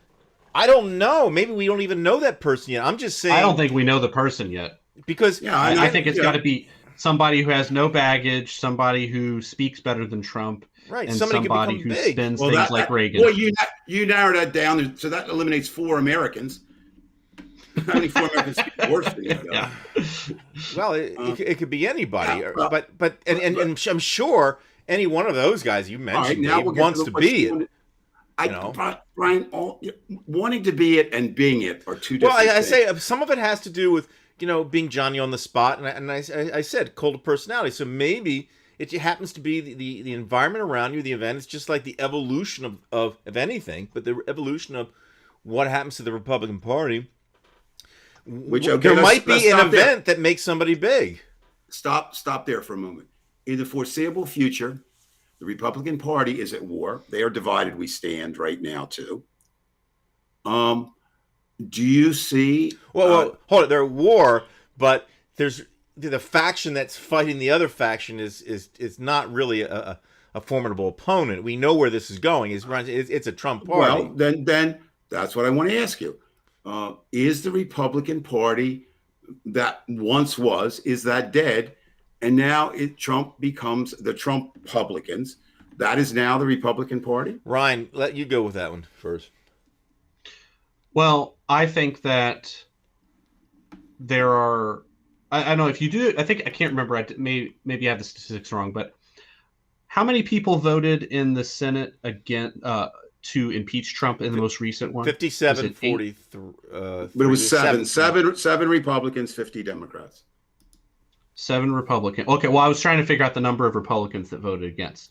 So 43, what is that? Like 88% of Republicans voted to keep Trump in or something like that? I'm not good at math. I would have said 86. I'm not good with math. Okay. Yeah. I'm not good with math, okay. So I would have said 192%, but go ahead.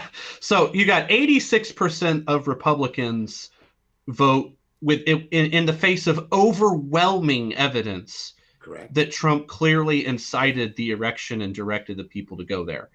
So, yeah, I would say this is a Trump party. I mean, I think there's about 12% of Republicans who are people who could come on this show and we could have a respectable discussion with. Now, 88% of them we can't. My follow-up question to either one of you is this. Or 86%. Wait, can I answer that one? I just want to say myself. Oh, yeah, sure. Again, I come from the media angle. And Dave, I think you have something there where there could be somebody within the media that becomes something. I'd say whoever controls the media in any kind of way, as far as that personality, whether it's Trump, whether it's Hawley or whomever gets their face out there, even Cruz having this happen to him will actually probably help him, because it certainly has helped Trump to be impeached a million times. See, I'm just saying, whoever it is, I agree with what you're saying. I'm just not going to put Ted Cruz there. I would say whoever's going to be is going to be a dynamic pop culture figure. Correct. And that's all that's going to matter. Okay? That's all that's going to matter. It's going to have to be somebody here's the other side. If Ryan is right, and I think he is, let's say that 12% of the Republicans and this would be 12% who vote pretty much every election, right? Republicans are known for voting, et cetera, et cetera. If they pull out of the party or they decide not to vote, that's fairly significant nationwide, depending on where they are. So does that mean that it makes it harder for Republicans to win? And therefore, since we don't want Republicans to win, should we do everything we can? I think, Chad, I think Gates would want it. I don't think he's your guy. For one thing, I don't think he can win with his haircut. I really don't. And he refuses to get it done any other way. Look, that is in line with some Republican haircuts. I mean, we know what a Republican not that one. That's kind of like Elvis meets Fonzie meets something else. But the idea, though, as I say, is this. So is that something we should be encouraging, the breakup? I mean, I don't know how you do it, but you know, certainly, Ryan, I agree with you. I mean, I tried everything I knew. Well, I mean, I just looking at the popular vote, if you look at I mean, again, this doesn't count, a breakdown, obviously, because it's the popular vote, but, it's about a 9% difference, almost, 9.1% difference approximately. So, I mean, right. I think 12 to 14% is probably pretty close. It's a pretty close. I think you're right. And so what I'm saying is, and again, remember, it depends on where that comes from. If that comes from Ohio and Pennsylvania, right, that were suburban, I mean, actually, it's this election was, even though you didn't have a female running for president, and this was a lot to do with how females voted. It really was. Whether it was saving Biden, whether you like him or not, in South Carolina, that was Black women. And the biggest group that kind of deserted Trump was, suburban women, soccer moms, obviously, if they're suburban women, in the suburbs. So, I mean, are we worried? I mean, should we be? Of course you want to be worried. I don't mean that. But, or should we be like, just like people are looking for the Antichrist? Should we be looking for that next Trumpian figure and trying to cut his or her feet out from under him because they could get there? Or is that possible? I mean, I don't know. It's just interesting to think about. And I don't want to be, I mean, I have to be honest, I don't want to be caught surprised again. I was shocked that Donald Trump could win anything, the primary or the election. So in that sense, he did, at least Donald Trump changed the game. My question is, did he only change it for him? And it was at the times, was it the fact, would he have beaten, and people argue that, Bernie Sanders, would he have beaten Joe Biden head up? Would he have? I don't know, right? We don't know. We can speculate all day. So, again, I think, Brian, you so accurately put it tonight. We should be concerned about what happened at the Capitol. The question is, we had 4 years where not only was nothing done about those groups, they were encouraged, right? Yeah. I haven't heard Joe Biden encourage them. Maybe I missed it. And I'm sure that there are FBI agents. Now there's some who favor Trump. Yes, right. I got that. They're still there. The numbers. Some of them. Yeah, but they're not in positions of power. Probably they're really not, because it'd be hard to get there. They're the low rank and file. So there are people who want to go out now and infiltrate. I mean, you found out. Look, people present a good image, but your personal hero, the guy from the Proud Boys, Brian. We find out he was an informant living with his mom. You make all of my heroes Republicans. Don't do that. Well, no, I mean, just say, here's a guy. Oh man, yeah. Well, why are you living with your mom? Why are you turning in your people? Or the horn guy there, living with his mom. I only went because the president told me. Now, the other thing that we're way premature on, we cautioned people to give Biden a little time. He may fail. He may fail abysmally. I don't think you can judge a man in 1 month very well. I don't think you can judge him in 100 days. I think, unfortunately, you're going to need a year. We'll know where we are in a year. Well, I don't have to hear that shit from him. That's another thing. Going back to Laura's question. Well, you don't have to deal with that crazy shit every day. It gives you a headache. Right. I can't. That in itself is good. in your life, have you noticed how much slower the news cycle is now? I mean, it's like something's just been lifted off of all of our shoulders. I mean, it's just like there's no way that, I mean, I don't know, maybe I'm being not empathetic right here, but like I know that when Republicans had Trump in office, they were super happy and loved the news cycle and thought, liberal tears is hilarious. But then now that it's reversed, it's like I have a hard time understanding how they would feel that the news cycle right now is just soul crushing. Like, because I felt it was pretty damn soul crushing. I mean, it was like you have all these people who are just every day Trump's doing something. Right, and it started on the first day, didn't it, Ryan? When he had, the inauguration, he had Sean Spicer come out the next day saying this was the most attended inauguration of all time. I don't know if you intended, but I think you made tonight's most insightful comment. And here's where it was. You said, I believe the words are, I might make it short. I would find it soul crushing. And the reason you would find it soul crushing is you have a soul. I'm not making a joke here. I'm not. I'm saying, look, can somebody like Ted Cruz do what he did and have a soul? Can somebody like Rush Limbaugh do what they did and have a soul? Now, I'm not necessarily talking about that religious soul that we're talking about.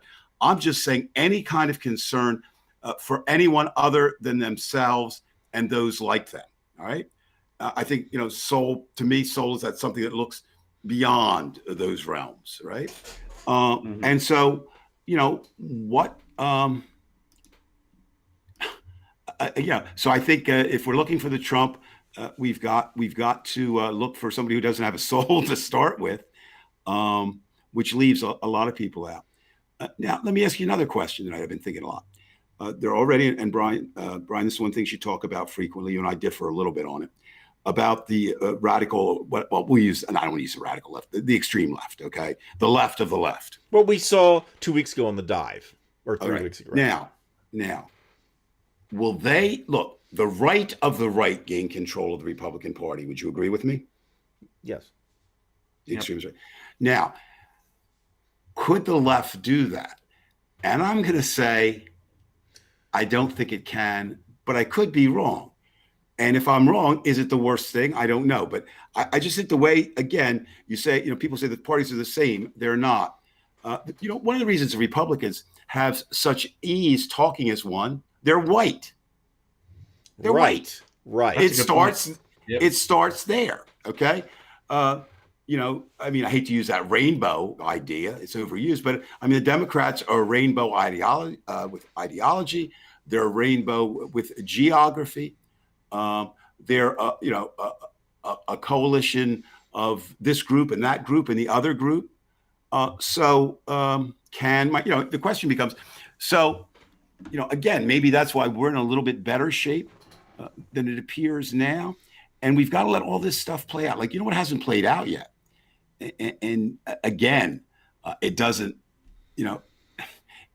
help Laura at all tonight. And I'm thinking a lot about not Laura, the person, but Laura, the type of person. There's, so many out there like this, but, if you can look past a moment, we haven't seen how those who were domestic terrorists who took over the Capitol, we don't know yet how they're going to be treated.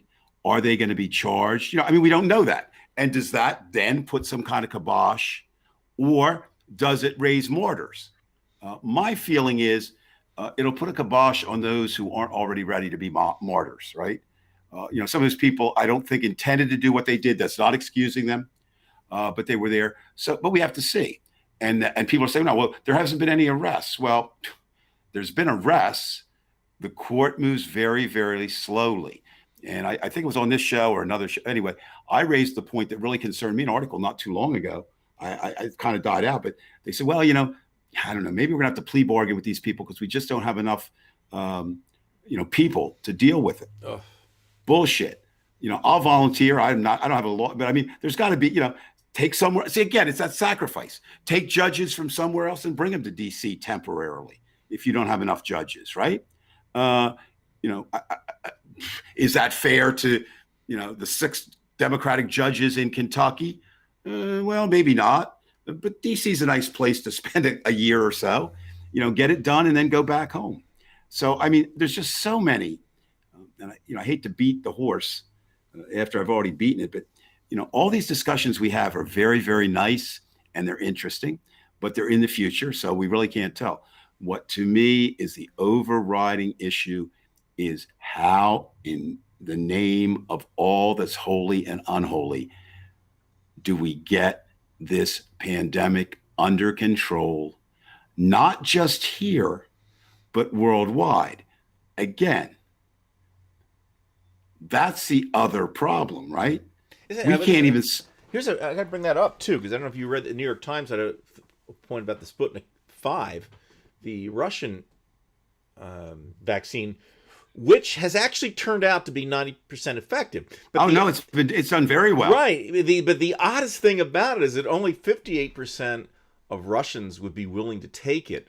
And they're not even giving many Russians the vaccine. They've sold it to Bolivia. They've sold it to India. Well, why not? I mean, but they can't produce enough. They really had it, and they could have helped us if they could have produced it. But just like with World War II, you have to depend on us to do the production. We can't even produce it. I can't even get a shot. So lost opportunity for them. Although they may still try to do it. I mean, I had and see what I don't know. If anybody, if either of you two or anybody out there, I'm just. This is one of the rare times. I'm tired of reading about the virus. Not that I wanted to. I mean, I understand. So my question becomes, with ramped up production, what is the problem? I don't know. Is it we don't have the materials? I'll tell you what one of the problems is people like Ted Cruz and Rand Paul and all these other bastards. They get their shots first. They're the ones who are going to cause a problem. We have climate change to the point where we can't live. They'll be the first ones to move north. But that's not. They're one of a million of them. Yeah, right? But there are people like them, and now they should be the ones not to get it. All right, but that's still not enough. In other words, why don't we have enough? Well, it's because it's not that sometimes they can't produce. It has to do with distribution and how it's distributed. It has to be very cold temperatures. Then you have to have 2 shots. It's extremely difficult. It's just like a war. You still have to get the things there. I got all that. I got that. Once you get it out there, why can't you? But they're not bringing out billions of shots. No, they're not. They're not able to make it. There's still there's some ingredients to it because it can't be refrigerated. There are a lot of reasons why I understand it doesn't work. My question is solely, what is the problem on the manufacturing end, not the distribution? At least I read, I don't know, Ryan, if you heard it, I heard that there are some certain elements within it that are difficult, make it more difficult to produce. And it's, whatever it is, I look, I'm a layman. Yeah, see, I'm not questioning. Okay, I just don't know. It's just like a language. When you learn a language, you can't just be reading. You have to have all these other things going on to immerse in whatever you're doing. There's a whole bunch of everything involved. I don't at the end. I would say I don't know why it's hard to produce. I'm sure it's not simple. But I will say that if I were governor or president or something at the time when this decision needed to be made, what I would have done is say, if you are in public and you are not wearing a mask, the citation is you go on a list and you are now last to get the vaccine on the list. So we just populate that list. I do not know why that didn't happen. Because people kept saying, what are you gonna do to me if I don't wear a mask? It's like, well, I'm gonna put you on a damn list with your social security number. That's what Donald Trump wasn't gonna do that, right? No, but I didn't see anyone do that. No, it may have to come to that. Look at the numbers. Again, I might be off. I shouldn't, but I think I read 40% of the military is refusing it. Well, are they refusing it because they don't believe in it, or are they refusing it so that other people can have it? I don't. No, that's a good point. Okay, I don't know. So that would make a big difference. I bet it's warmer. The other thing would be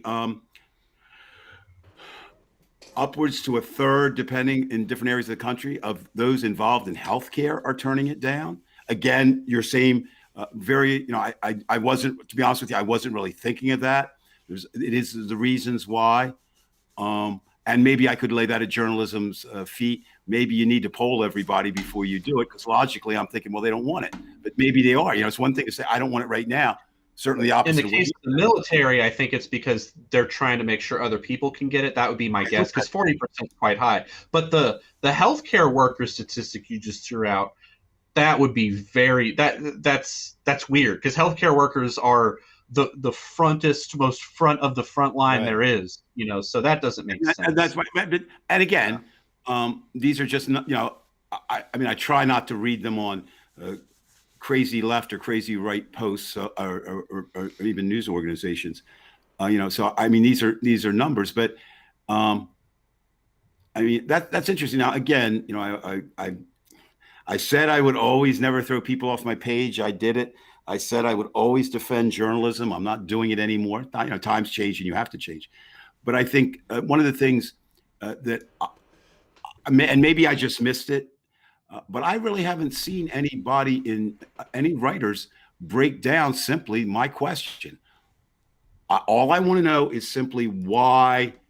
I'm not questioning it. I just want to know why it can't be made. Your point was well taken, Brian. Distribution and who it goes to. I mean, that's a whole other issue. But, so I'm asking our followers. Well, that's why we have warehouses, because you have to deal with changes in supply and demand, and they can't do it. It's not that easy. It's really not that easy. Brian, I think you're jumping to the second thing. I'm not talking about that. I'm talking. So if I hear you correctly, what you're saying is if they manufactured 300 million doses, right? Right. And they only had trucks that could deliver 100. I mean, they didn't have to be refrigerated. And, well, that's the number one thing. Does that cause the problem? Yeah, because it has to stay cold. No. I know, in the making, Brian, in the making. It is. Do they make it in the cold? I don't know. I don't know. I don't want to say anything about that. I mean, I don't either. I'm just saying. So to me, there's a whole passel of problems. Now, the other thing is, I had friends, believe it or not, two actually in Texas now, very close to, and we were talking. They were out of power. Monday till last night, they got power back, and heat, etc. And I said, look, I really like you guys, but I just want you to know that I did send a note to Texas saying, if they can't get the COVID vaccine to you, I'll take your vaccine. I mean, I understand, Texas, if everything were coming out of Texas right now, and I don't even know that. I'm just questioning in ignorance. I mean, okay, is it one lab for each of these producing it? Well, I know with Pfizer, it's in Michigan. It seems like the bulk of it's being produced in Michigan. They don't just have them all over the place like Wendy's and McDonald's. It has. Well, I'm not saying that, but I mean, is that something the emergency powers could do? I mean, does Pfizer? I don't know. Does Pfizer have a patent on this, or can somebody say this is what you do? You see, I mean, I just don't see. Well, whatever. I don't think they're purposely holding anything back. I know you're not saying that. I know. Look, I'm saying that, but I'm saying that at least we have to just say there is a problem. You cannot just make them like pancakes. It's just that simple. You can't make them like pancakes. You know what? I'm sorry. I don't know that. Yeah, I'm reading from AP News. I was just trying to see if I could find something. Yeah, basically, their article, which was printed up almost exactly 1 month ago, they're basically just saying that it's just difficult to scale it up. I mean, I'll tell you this. I mean, I know this is completely unrelated, but it's the only thing that I can use to relate to this idea. When we run online chess tournaments, I can run an online chess tournament with 800-900 players, no problem. I participated in events that big, as helping run them. But when the biggest tournament organizer in the country tried to run a 3,000 player event, half the event had to be canceled mid-event, which is unheard of. And it just had to do with the scale. It was just the scale. They're definitely capable to run an event that big on the internet, but we have never run online tournaments before, and so there were things that came up we didn't know about, So. Right. But if you were to do it again, we are doing it again, and we have. No. I mean, will it be better this time? Yes, it'll be better. I don't think it'll get canceled. And that comes back around to Donald Trump. What I blame him for. There was none of this anticipation, right? It wasn't even leading up to it. So we are 1 year behind. Yeah. For 1 year, nothing was done, basically. And worse than nothing was done, you had a president say, it's not that bad. It'll be gone by. And people want to believe that. people and it's not the panacea when we get the vaccine. Okay, we'll get it. We don't know how long it lasts, right? My guess is you'll need at least a yearly booster for a while. Of course, the longer it goes, the more you'll be able to get it out. As I said, the whole world has to be some way, or we can't travel, or we can't let people in, right? Then you've got the fact of all the people that are refusing it to reopen. Concerts. Okay, can they? Are you gonna have to sign? And there's talk of this. Or to go to a concert, are you gonna have to show your vaccination card? I don't have a problem with that. But I don't have a problem with that either. I actually don't want people coming to my chess tournaments without a vaccine card, but I'm not sure that I'm allowed to ask for that. I don't know. And there you are. And is that then? Certainly tonight I saw a comment, and I've seen it before. It's surveillance and personal. Now, see, for me, it's pretty easy. All my personal rights pretty much go out the window in terms of privacy, in terms of a pandemic that kills people. That's me. That doesn't make it legal. It doesn't make it right. I don't understand what the problem is with wearing a mask. I just don't. I'm sorry. I don't. Is it that you get your makeup? You can't breathe. Bullshit. You just don't want to. I plowed my whole driveway wearing 2 masks the other day, and right. I'm still alive. Now, that's another question. I think that also, and I'm not faulting, and you said it, both of you said it very, very astutely. This is something new. We got to keep that in mind, right? It's new. That's what a nova virus is. We haven't experienced anything like this in our lifetime. It was 100 years ago. That might as well be 1,000 years ago in terms of where technology is today. So then, but we can fault Trump for no planning. We can fault Trump for not electing to turn it over to the CDC and Republican governors too. I understand. I understand all that. And again, what they opted for, in my estimation, they opted for keeping things open, which is nice. I've certainly seen a lot of businesses here are no longer in existence. And this is an affluent area. I can't imagine what it's like in some other places. Can we thank Thanksgiving and Christmas? Well, yeah.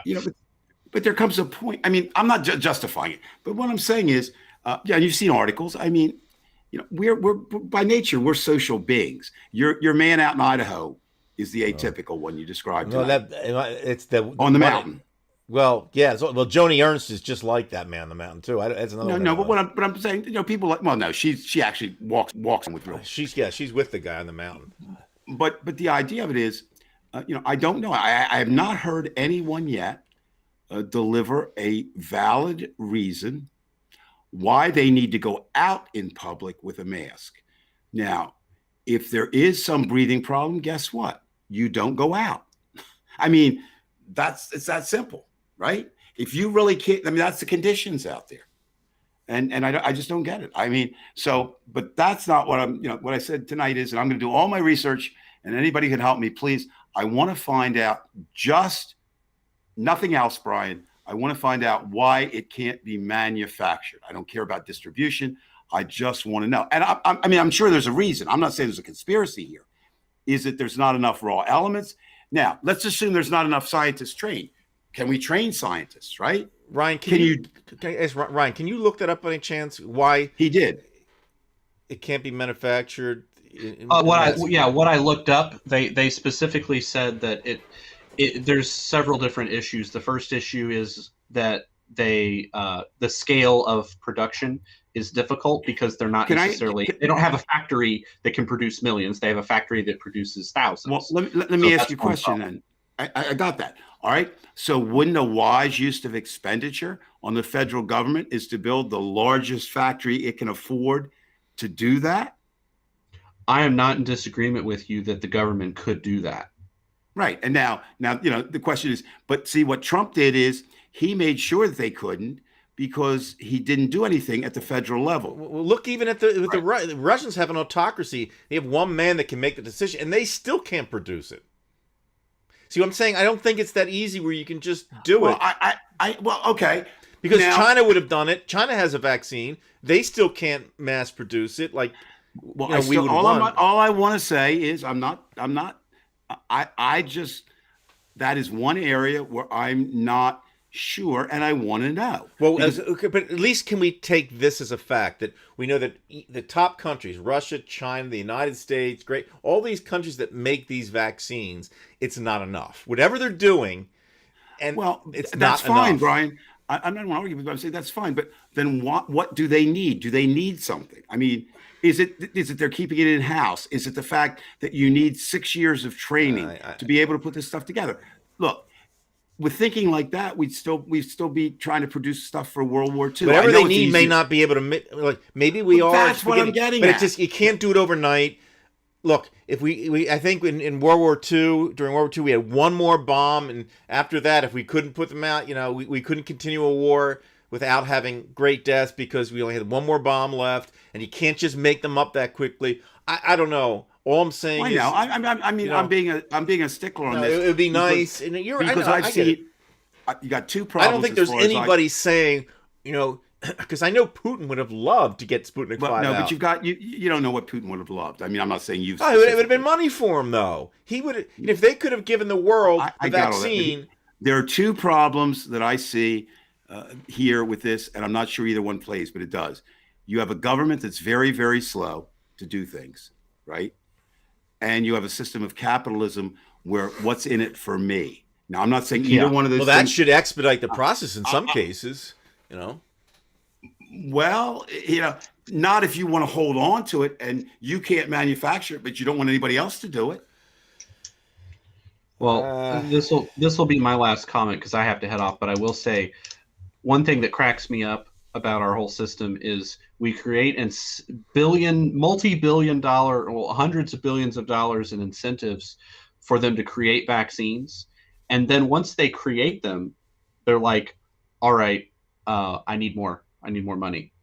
And it's like, we literally paid you for a year on your whole company for a year, and you need more money from the public. And again, does that now at the risk of, I know you got to run, Ryan. So, I do want to say this before I forget it for what you just said. I know this smacks of socialism, but maybe health is too important to be in the hands of businesses. Yes. Whether that's insurance, now I know but the healthcare is so bad, in this place or that place. Well, there'd be less people dying with bad healthcare than with no healthcare, or there'd be a lot less people dying if you didn't have to pay $462 for something in another country pays $3. Yeah, I lied. This is my last comment. I knew I could get you to do one more. You bring up a good point, and I've been saying this for a while. There are a few services in the United States that I think absolutely need to not be run by business interests, because when the profit motive is at odds with whether or not somebody dies, that's not okay. And I think any industry that's very directly tied to the idea of if you don't get this, you're dead, should not be in the hands of corporations. That's what to argue for your point, states don't have armies, right? I mean, it's not like we don't have some things that are right along those lines. Why does the federal government have the army? Because they can do it better. They can get more people. They can, and it may be that this is a war. Ryan, as always, good. I apologize. I keep working. I know you want a new host, but Brian has the equipment, and we just can't do it anywhere else, man. That's okay. Ryan, I think Brian is fine. Thank you, Ryan. I appreciate that. Had a couple arrows shot at me tonight there. Not necessarily from anybody on our show either, but we'll talk about that later. Okay, I got to ask, and Ryan, I know you have to leave, but I have to ask this. Is there a reason why you shaved your facial hair? And it actually scared me tonight. Well, it was much. Oh, Well, not you. here's the I meant real- Brian. I mean, why Brian shaved his face. Brian. No, you haven't Oh, I was shaved gonna say- yours. No, I know. I'm Is there- trying to. I did shave mine, but the question is, how long ago did I shave? Because this thing grows back like that, and I hate it. Everyone wants to know the So reality is, I've been on a diet for a week and I lost 6 pounds in 5 days, which is good.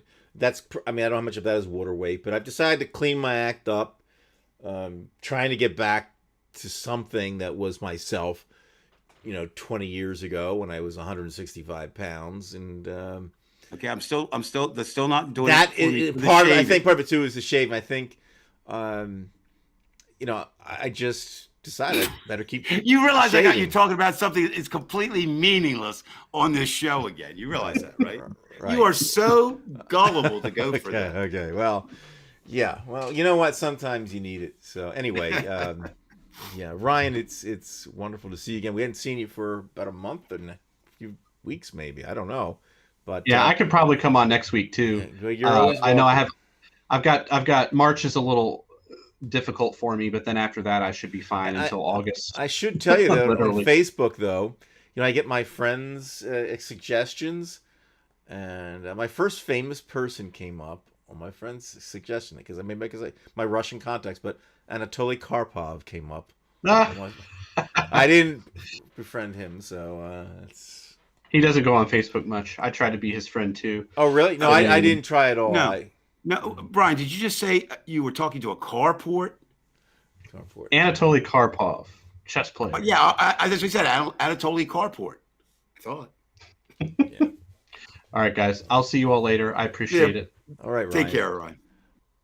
Wow, that was weird. As soon as he clicked out, we had a problem with that. Well, it can happen.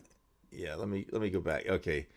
This is a different scene. I guess anybody at home, it's kind of more relaxing. You start seeing the same scenes come up, but now we're back at there too. So, yeah, it was an interesting show, and I think I want to spend a few minutes actually to talk about it a little bit. I personally knew that there was this tidal wave of media about Ted Cruz, so we had to speak about it. But quite frankly, Dave, it really has been on my mind, this whole thing, because it seems like the real money's in the States right now as far as what the Republicans are trying to do. And this is kind of a distraction with the Ted Cruz thing because they don't give a shit. I mean, I don't think any. Well, do you remember when you were young and naive? That was about 4 months ago.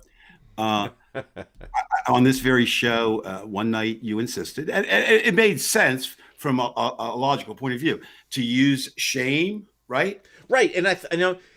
Okay, and they don't feel shame, right? And that's the thing too. Well, it did this. I was gonna. I'm glad you said that. I'm actually really glad you said that because that was the one thing. If you saw our first clip that I put on with Ted Cruz, and it was Ted Cruz, and it was ABC News. He did get extremely nervous, and it was not until people knew that he was on that flight when they started taking pictures of him quickly. He knew before that thing landed that he's probably going to have to come back depending on what was going to be sent out on the internet, and it was, and he knew he had to get his ass back. And then he knew he couldn't lie because news was already out there that the friend of theirs had reported that they were going to be there to the weekend, so he couldn't lie his way out. I'm going to disagree with you. He said he went for his girls.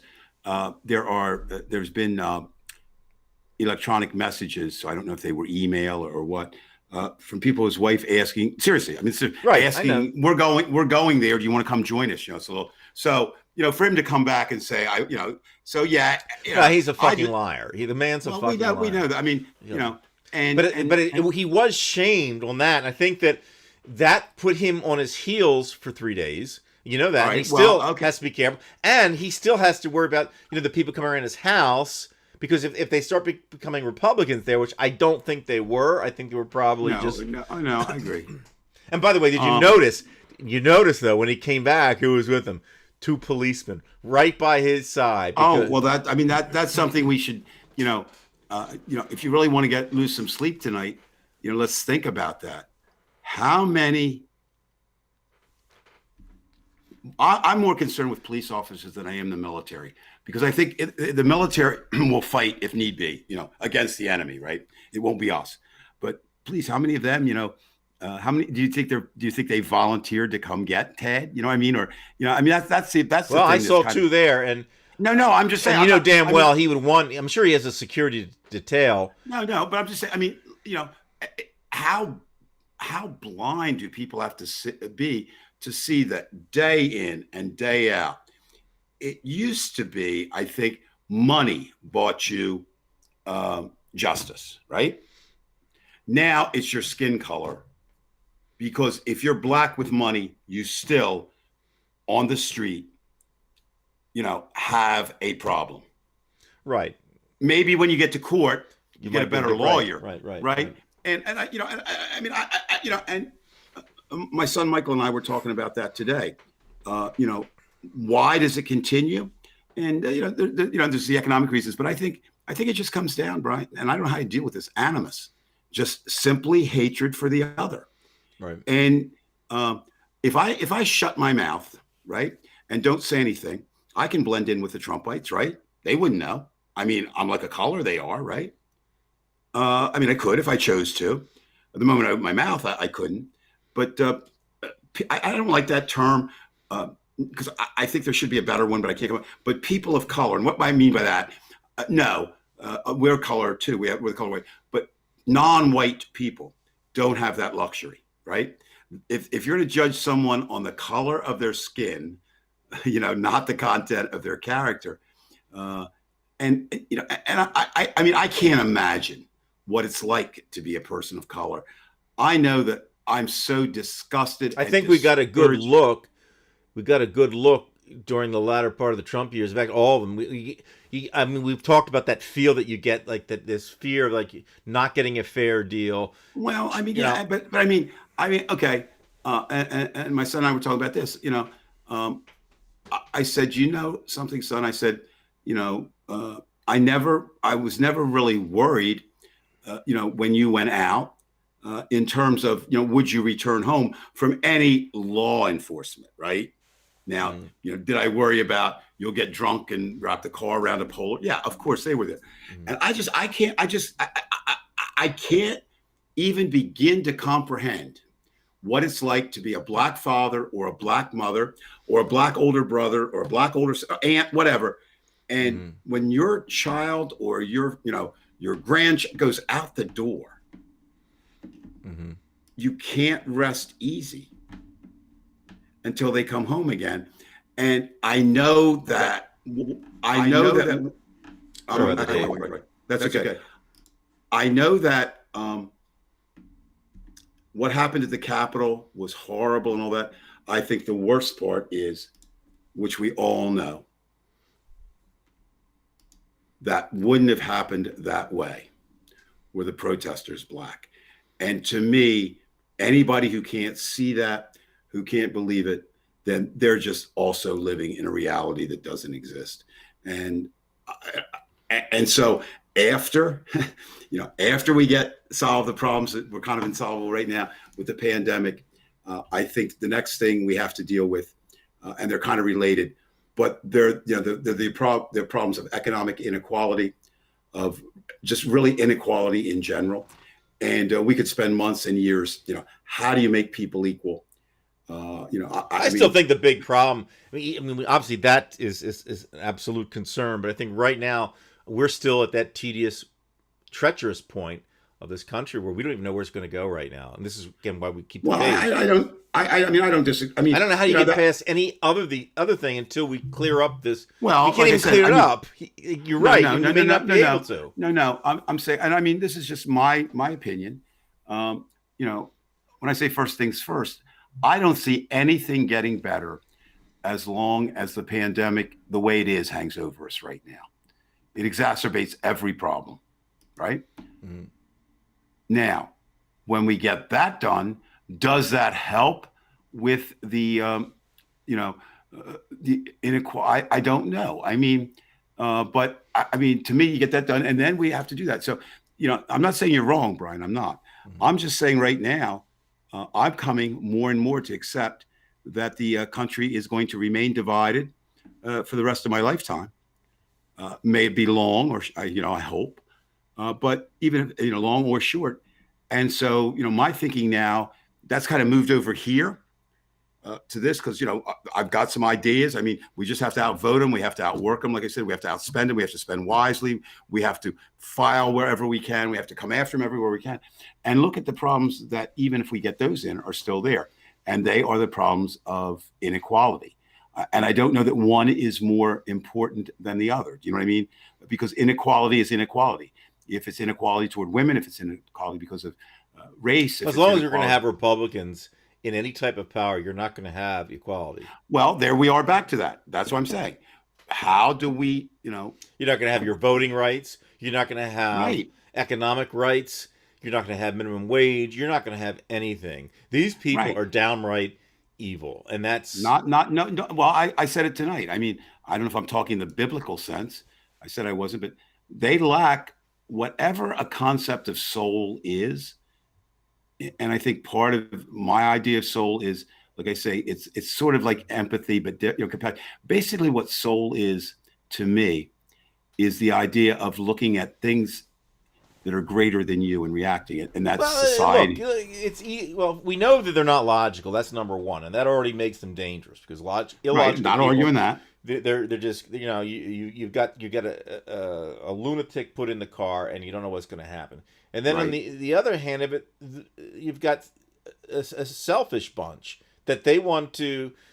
I get to this kind of metaphor, but they want to spread their seed everywhere. Each individual, they think that they. Well, that's basically, don't you think that's basically one of the definitions of us and them? Us really look at us as an us, right? And them look at them as a, I like that, Laura. I like that definition a lot. The idea of looking at them as I'm an individual, and so anybody who agrees with me is part of my them, right? So, yeah, I mean, I laughed. I like to play things, and one of the things that get people going is, I stay on this 1968 was where I'm not sure. I don't think it matters whether it was or not. I do think the Civil War does matter, because we fought a war over it.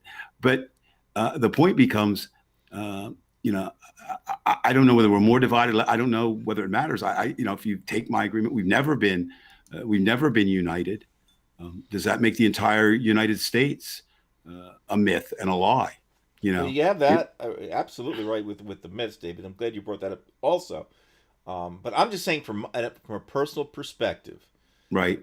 From my 60 years and 10 months, whatever it is, I have never ever seen anything like this in terms of how I felt this thing, with the way it's going to go. I'm bad these people really, really are. I've never really had a real like for Republicans. And see, I'm not so sure in my case that I think they're all that much different than the people that wanted to send me to Vietnam for an unjust moral war. I mean, that's my personal, I'm just saying, so we're all colored by our personal experiences, right? Mm-hmm. I mean, that's just clear. So maybe I'm overrating. But there are shared experiences too. I know I'm not that much different than most people like yourself. We have generally the same. But fears. we in that sense, it's a different time. I mean, so we get bogged down in that. I do too.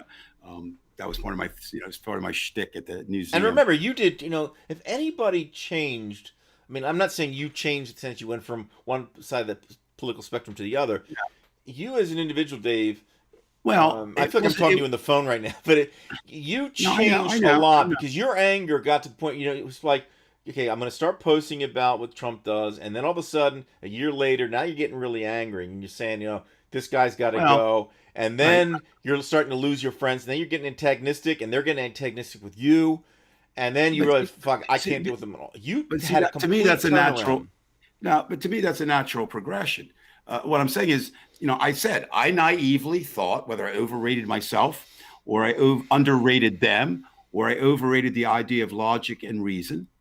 I thought that, part of being human was being able to talk to someone who had differing views than you do, and not, getting mad. But eventually, and you also said that there would be a certain point at which even their reality had to accept that this guy's got to go, and it never happened. And there you They are. went down the rabbit hole, and then what happened? And you just put your finger on why I feel the way I do. You can live with a lot of differences. You really can. Okay, you can't live with two different realities. You can't. You can't. And they have a different. Forget about what they feel, and they have a different reality. And once I realized that, then I said, okay.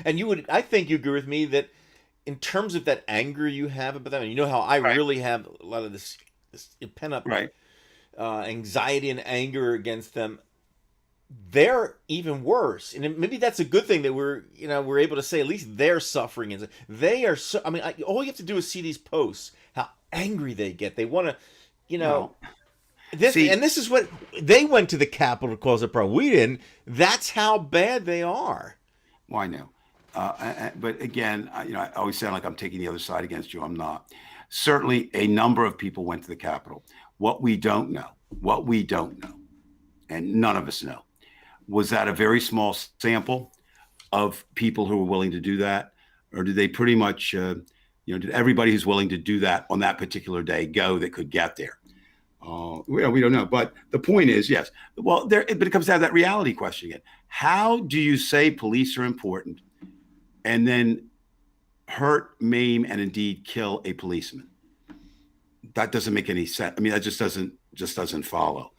And basically, what I find when I say selfish, I mean, it's even worse than that. That's why it bothers me. In a way, it bothered me that it was a cult of personality. But indeed, maybe that was better because Trump is going to die someday. I think he's dead politically in terms of running again, if that's what he needs to generate power. But to see them turn, when I say them, Republicans turn on a dime against their own people. You know what I mean? Like, who was, you could be loyal. I mean, it's one thing for Trump. Loyalty was minute by minute with Donald Trump, right? But if you're going to be in a party, at least for a few minutes, you should say, well, how does that fit in with the ideology or the philosophy of what my party is at least supposed to believe, right? And they didn't do that. Trump says they're bad, whether it was Bill Barr, it didn't matter who it was, right? Mitch McConnell now. Nobody's done more. No one has done more for the Republican Party than Mitch McConnell, okay? Doesn't mean I like him, doesn't mean I agree with him, doesn't mean anything. Right. He has. And yet they now are, they want a recall of him. They want, and the thing about Mitch, and I don't know him well, but I referred to George Will, who does know him well. And he said, one of the things that makes Mitch different than most humans, maybe he lacks the soul again, is he doesn't care. I mean, he really doesn't care if you like him or you don't like him. You know what I mean? Now that doesn't make him a good person, but it does make him a hell of a leader. So I don't know how worried he is about it, but just the idea, I mean, they have to look at that. Who got the conservative judges through, who put them in place? It was Mitch and Trump, who held the line for Donald Trump the whole time? It was Mitch. And so, I guess tonight I'm going to close with this.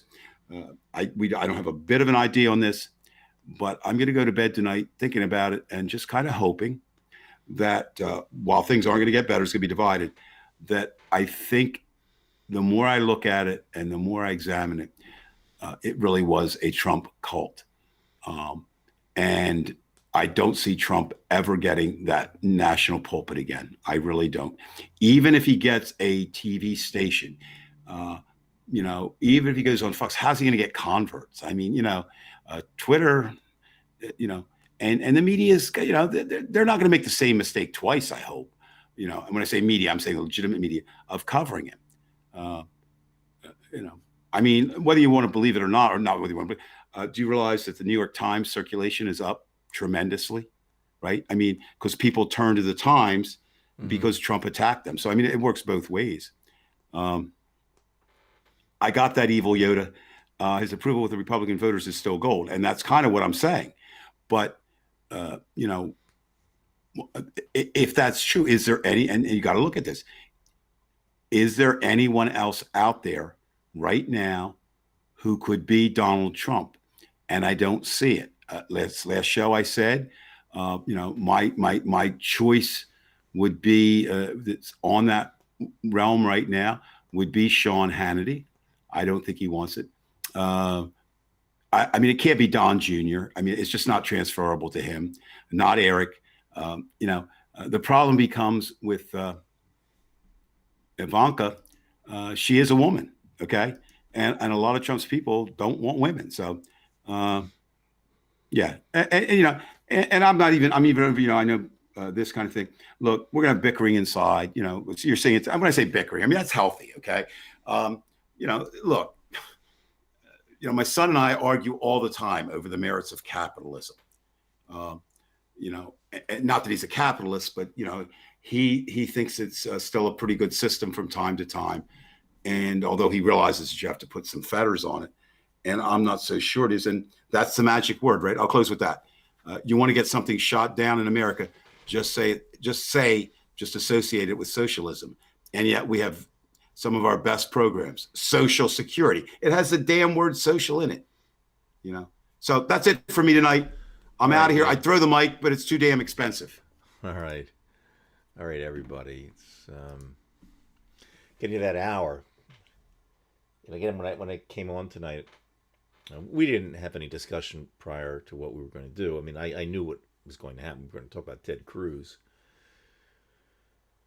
but I think the way I'd like to end this is just that feeling. It's almost the same feeling I have with climate change, in that, having done 5 shows with Guy McPherson, I generally thought Guy, kind of had it right, and I think he still does in a certain sense. He may be off in terms of the years, but he even himself had said that he didn't know where it was going with this. But the point I'm trying to make is I've become more and more pessimistic, and I always have been more pessimistic about what's happening. And it was climate change was the thing I was worried about, and I still am. And I know it's out there, it's looming, it's the big thing in the end. But because I think in terms of the day,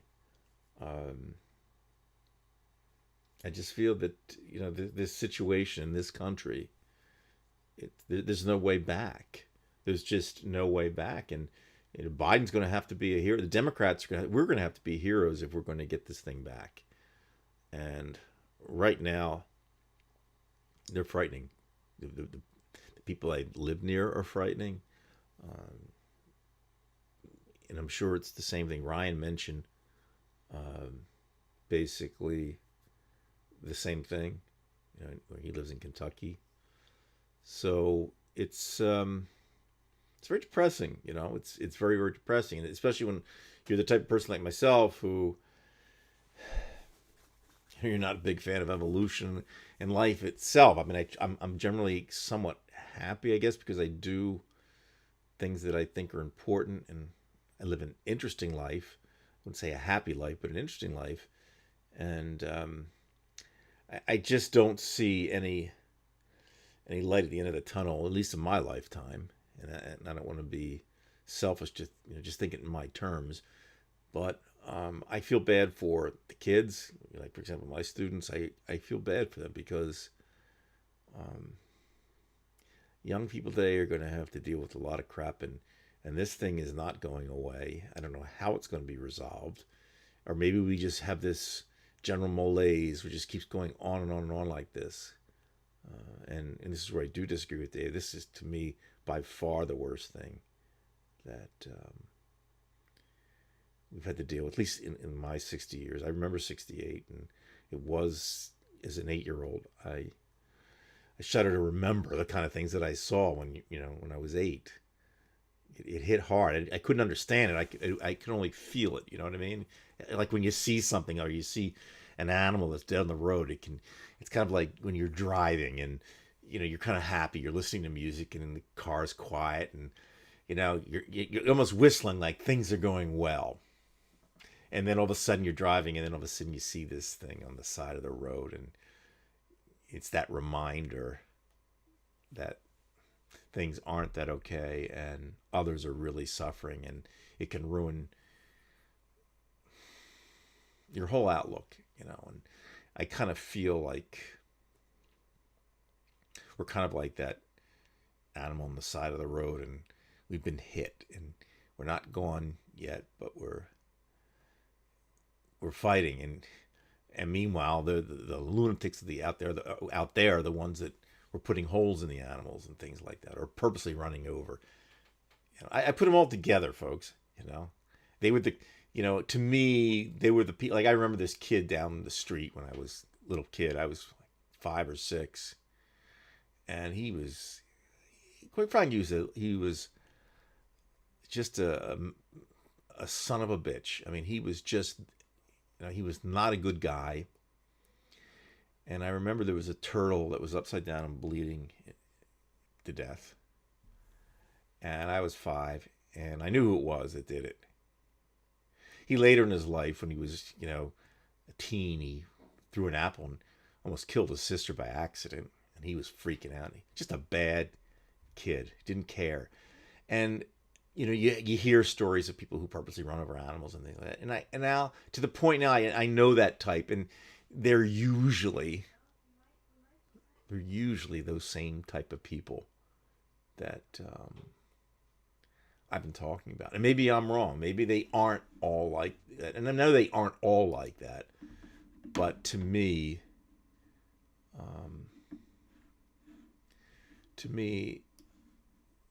they are those people. And I feel like they're all there. Thank you, Laura. Thank you, Sandy. No, I Laura, you see, I don't want everybody to think like I'm this depressed guy. I don't have depression. I never have had it. I'm not like that. But I don't really believe in happiness. I think the only time I feel human is when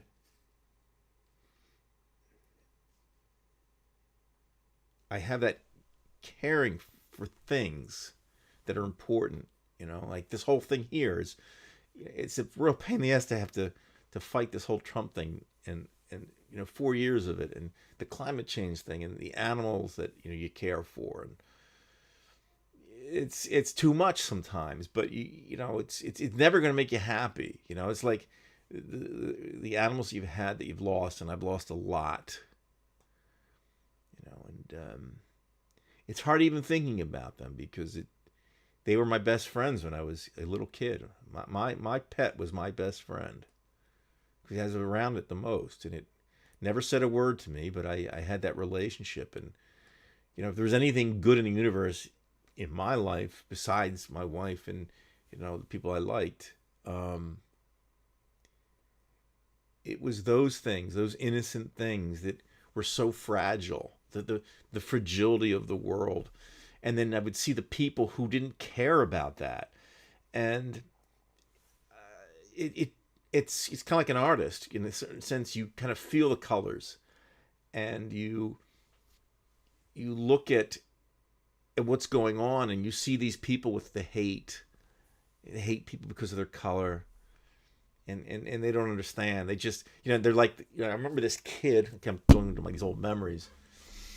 In the background of this kid's house, and he had this BB gun, and I thought it was cool, right? I really thought it was cool. Like, he had this gun. That's something my father would never let me have. And all of a sudden, he said, "Yeah, I like to use it. It's great. You can shoot the birds up on the telephone wires." This goes back to like 1966, 67, maybe 68, and it ruined my whole thought about the gun then. At first, it'd be cool to like shoot it, maybe hit a target or something. But he said, shoot birds. And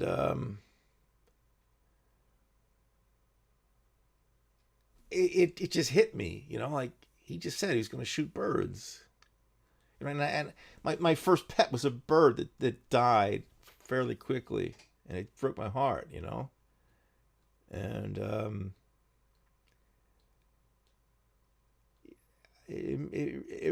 I knew why my pet was my best friend.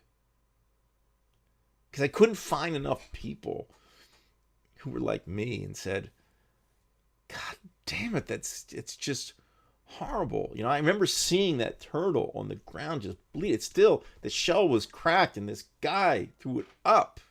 This motherfucker. And I hope he dies the worst fucking death. I swear to God, he's a motherfucker. Motherfucker. And there are a lot of them out there. I'm sure, I mean, I don't know how many people left, 3 people watching, but you all have to have had that happen, you know? You all have to have, I can't be the only human being out there that's seen that shit, you know, where you say, fucking human beings, man. They're fucking sick, you know? And now I'm 60 and I see this Republican Party and they all remind me of, as a kid, when the son of a bitch throws a turtle up in the air and thinks it's fucking funny to do that. You know, just it kills me. And this is the type of person that's out there, and they just replicate. They don't see it, you know? They just don't see it. So I think, you know, with this all, we have our experiences and they affect our lives so much that you start connecting things through a feel. It's like almost like crying. You know, it's so deep that you can't even express it in words how you feel. You know, when you lose something that really means a lot to you, or you see something that, you know, had something really horrible happen to it and you see it, which is almost as bad as it happening, because it keeps staying with you. You know, I always thought it was kind of weird how, you know, like my mother was a Christian, you know, but she wasn't like the kind who would go to church, but Christians would talk about Jesus on the cross. I don't know how many days he was on the cross. You guys would know that shit. 3 days, 4 days. But I know people like my mother who's been suffering for the last 8 years in nursing. She is really suffering. It goes on. Every fucking day she carries a cross. My pets carried the fucking cross. I'm not talking 3 days. You know, and I don't mean to piss off people who are, you know, religious, you know, but, you know, that cross, I mean, a lot of people carry the cross. They carry it their whole lives. And I've taken those experiences, and it's at that level of crying where you can't express why it overtakes your body physically, the crying, you know, that when you know that you can't save somebody and you have to watch it die, and so you know it's the most unfair thing. You can't express it. It's like a kid, because that's all you have left. There's no words to describe it. And that's why I look at those experiences and I know that type of evil out there, and I see this political movement called the Republican Party, and I see these Trumpers, and they're that guy that threw the turtle. They're that guy. Now, again, I'm sure you've all had those experiences. I can't say I'm the only one. Maybe it's just I saw it more than most people. I don't know. But I don't know what happens to you folks. But it gets to you in life. And that's why I say I don't want to be happy. I just want to be able to deal with that expression of, you know. There's no way I could be happy from what I saw. I cannot rejoice in my life having seen. I can't have my good day because the turtle's good. You know, that thought experiment, if somebody said to you, and you should probably ask yourself that, folks, if you're still listening out there. It's a thought experiment where if you knew, there's a little kid in a box, you know, and they said, okay, we can let 7 billion people on this planet be happy every day and be in heaven, but there's going to be a price. And you've got to put this kid, and he has to be tortured in that box. Just a thought experiment every day. And he's going to be in great pain. But you're going to allow that.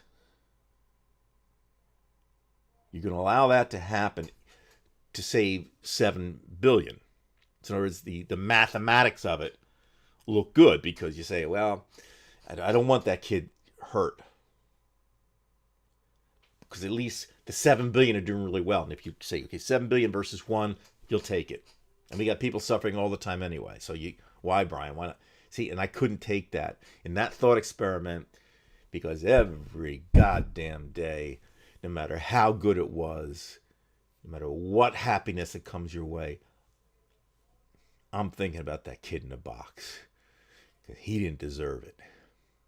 And there, to me, there's no God to help you out.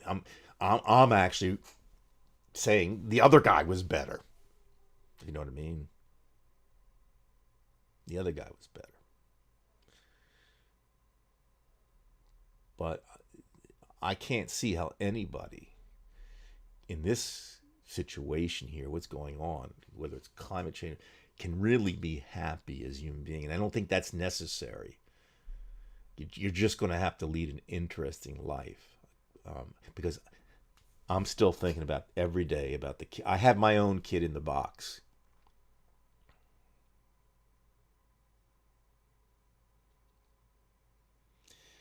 And if I do want to be happy, I'm going to feel guilty because there was no victory. No fucking victory to be happy. Because those that came before us who did suffer deserve that respect from us. And that's where I want to finish it.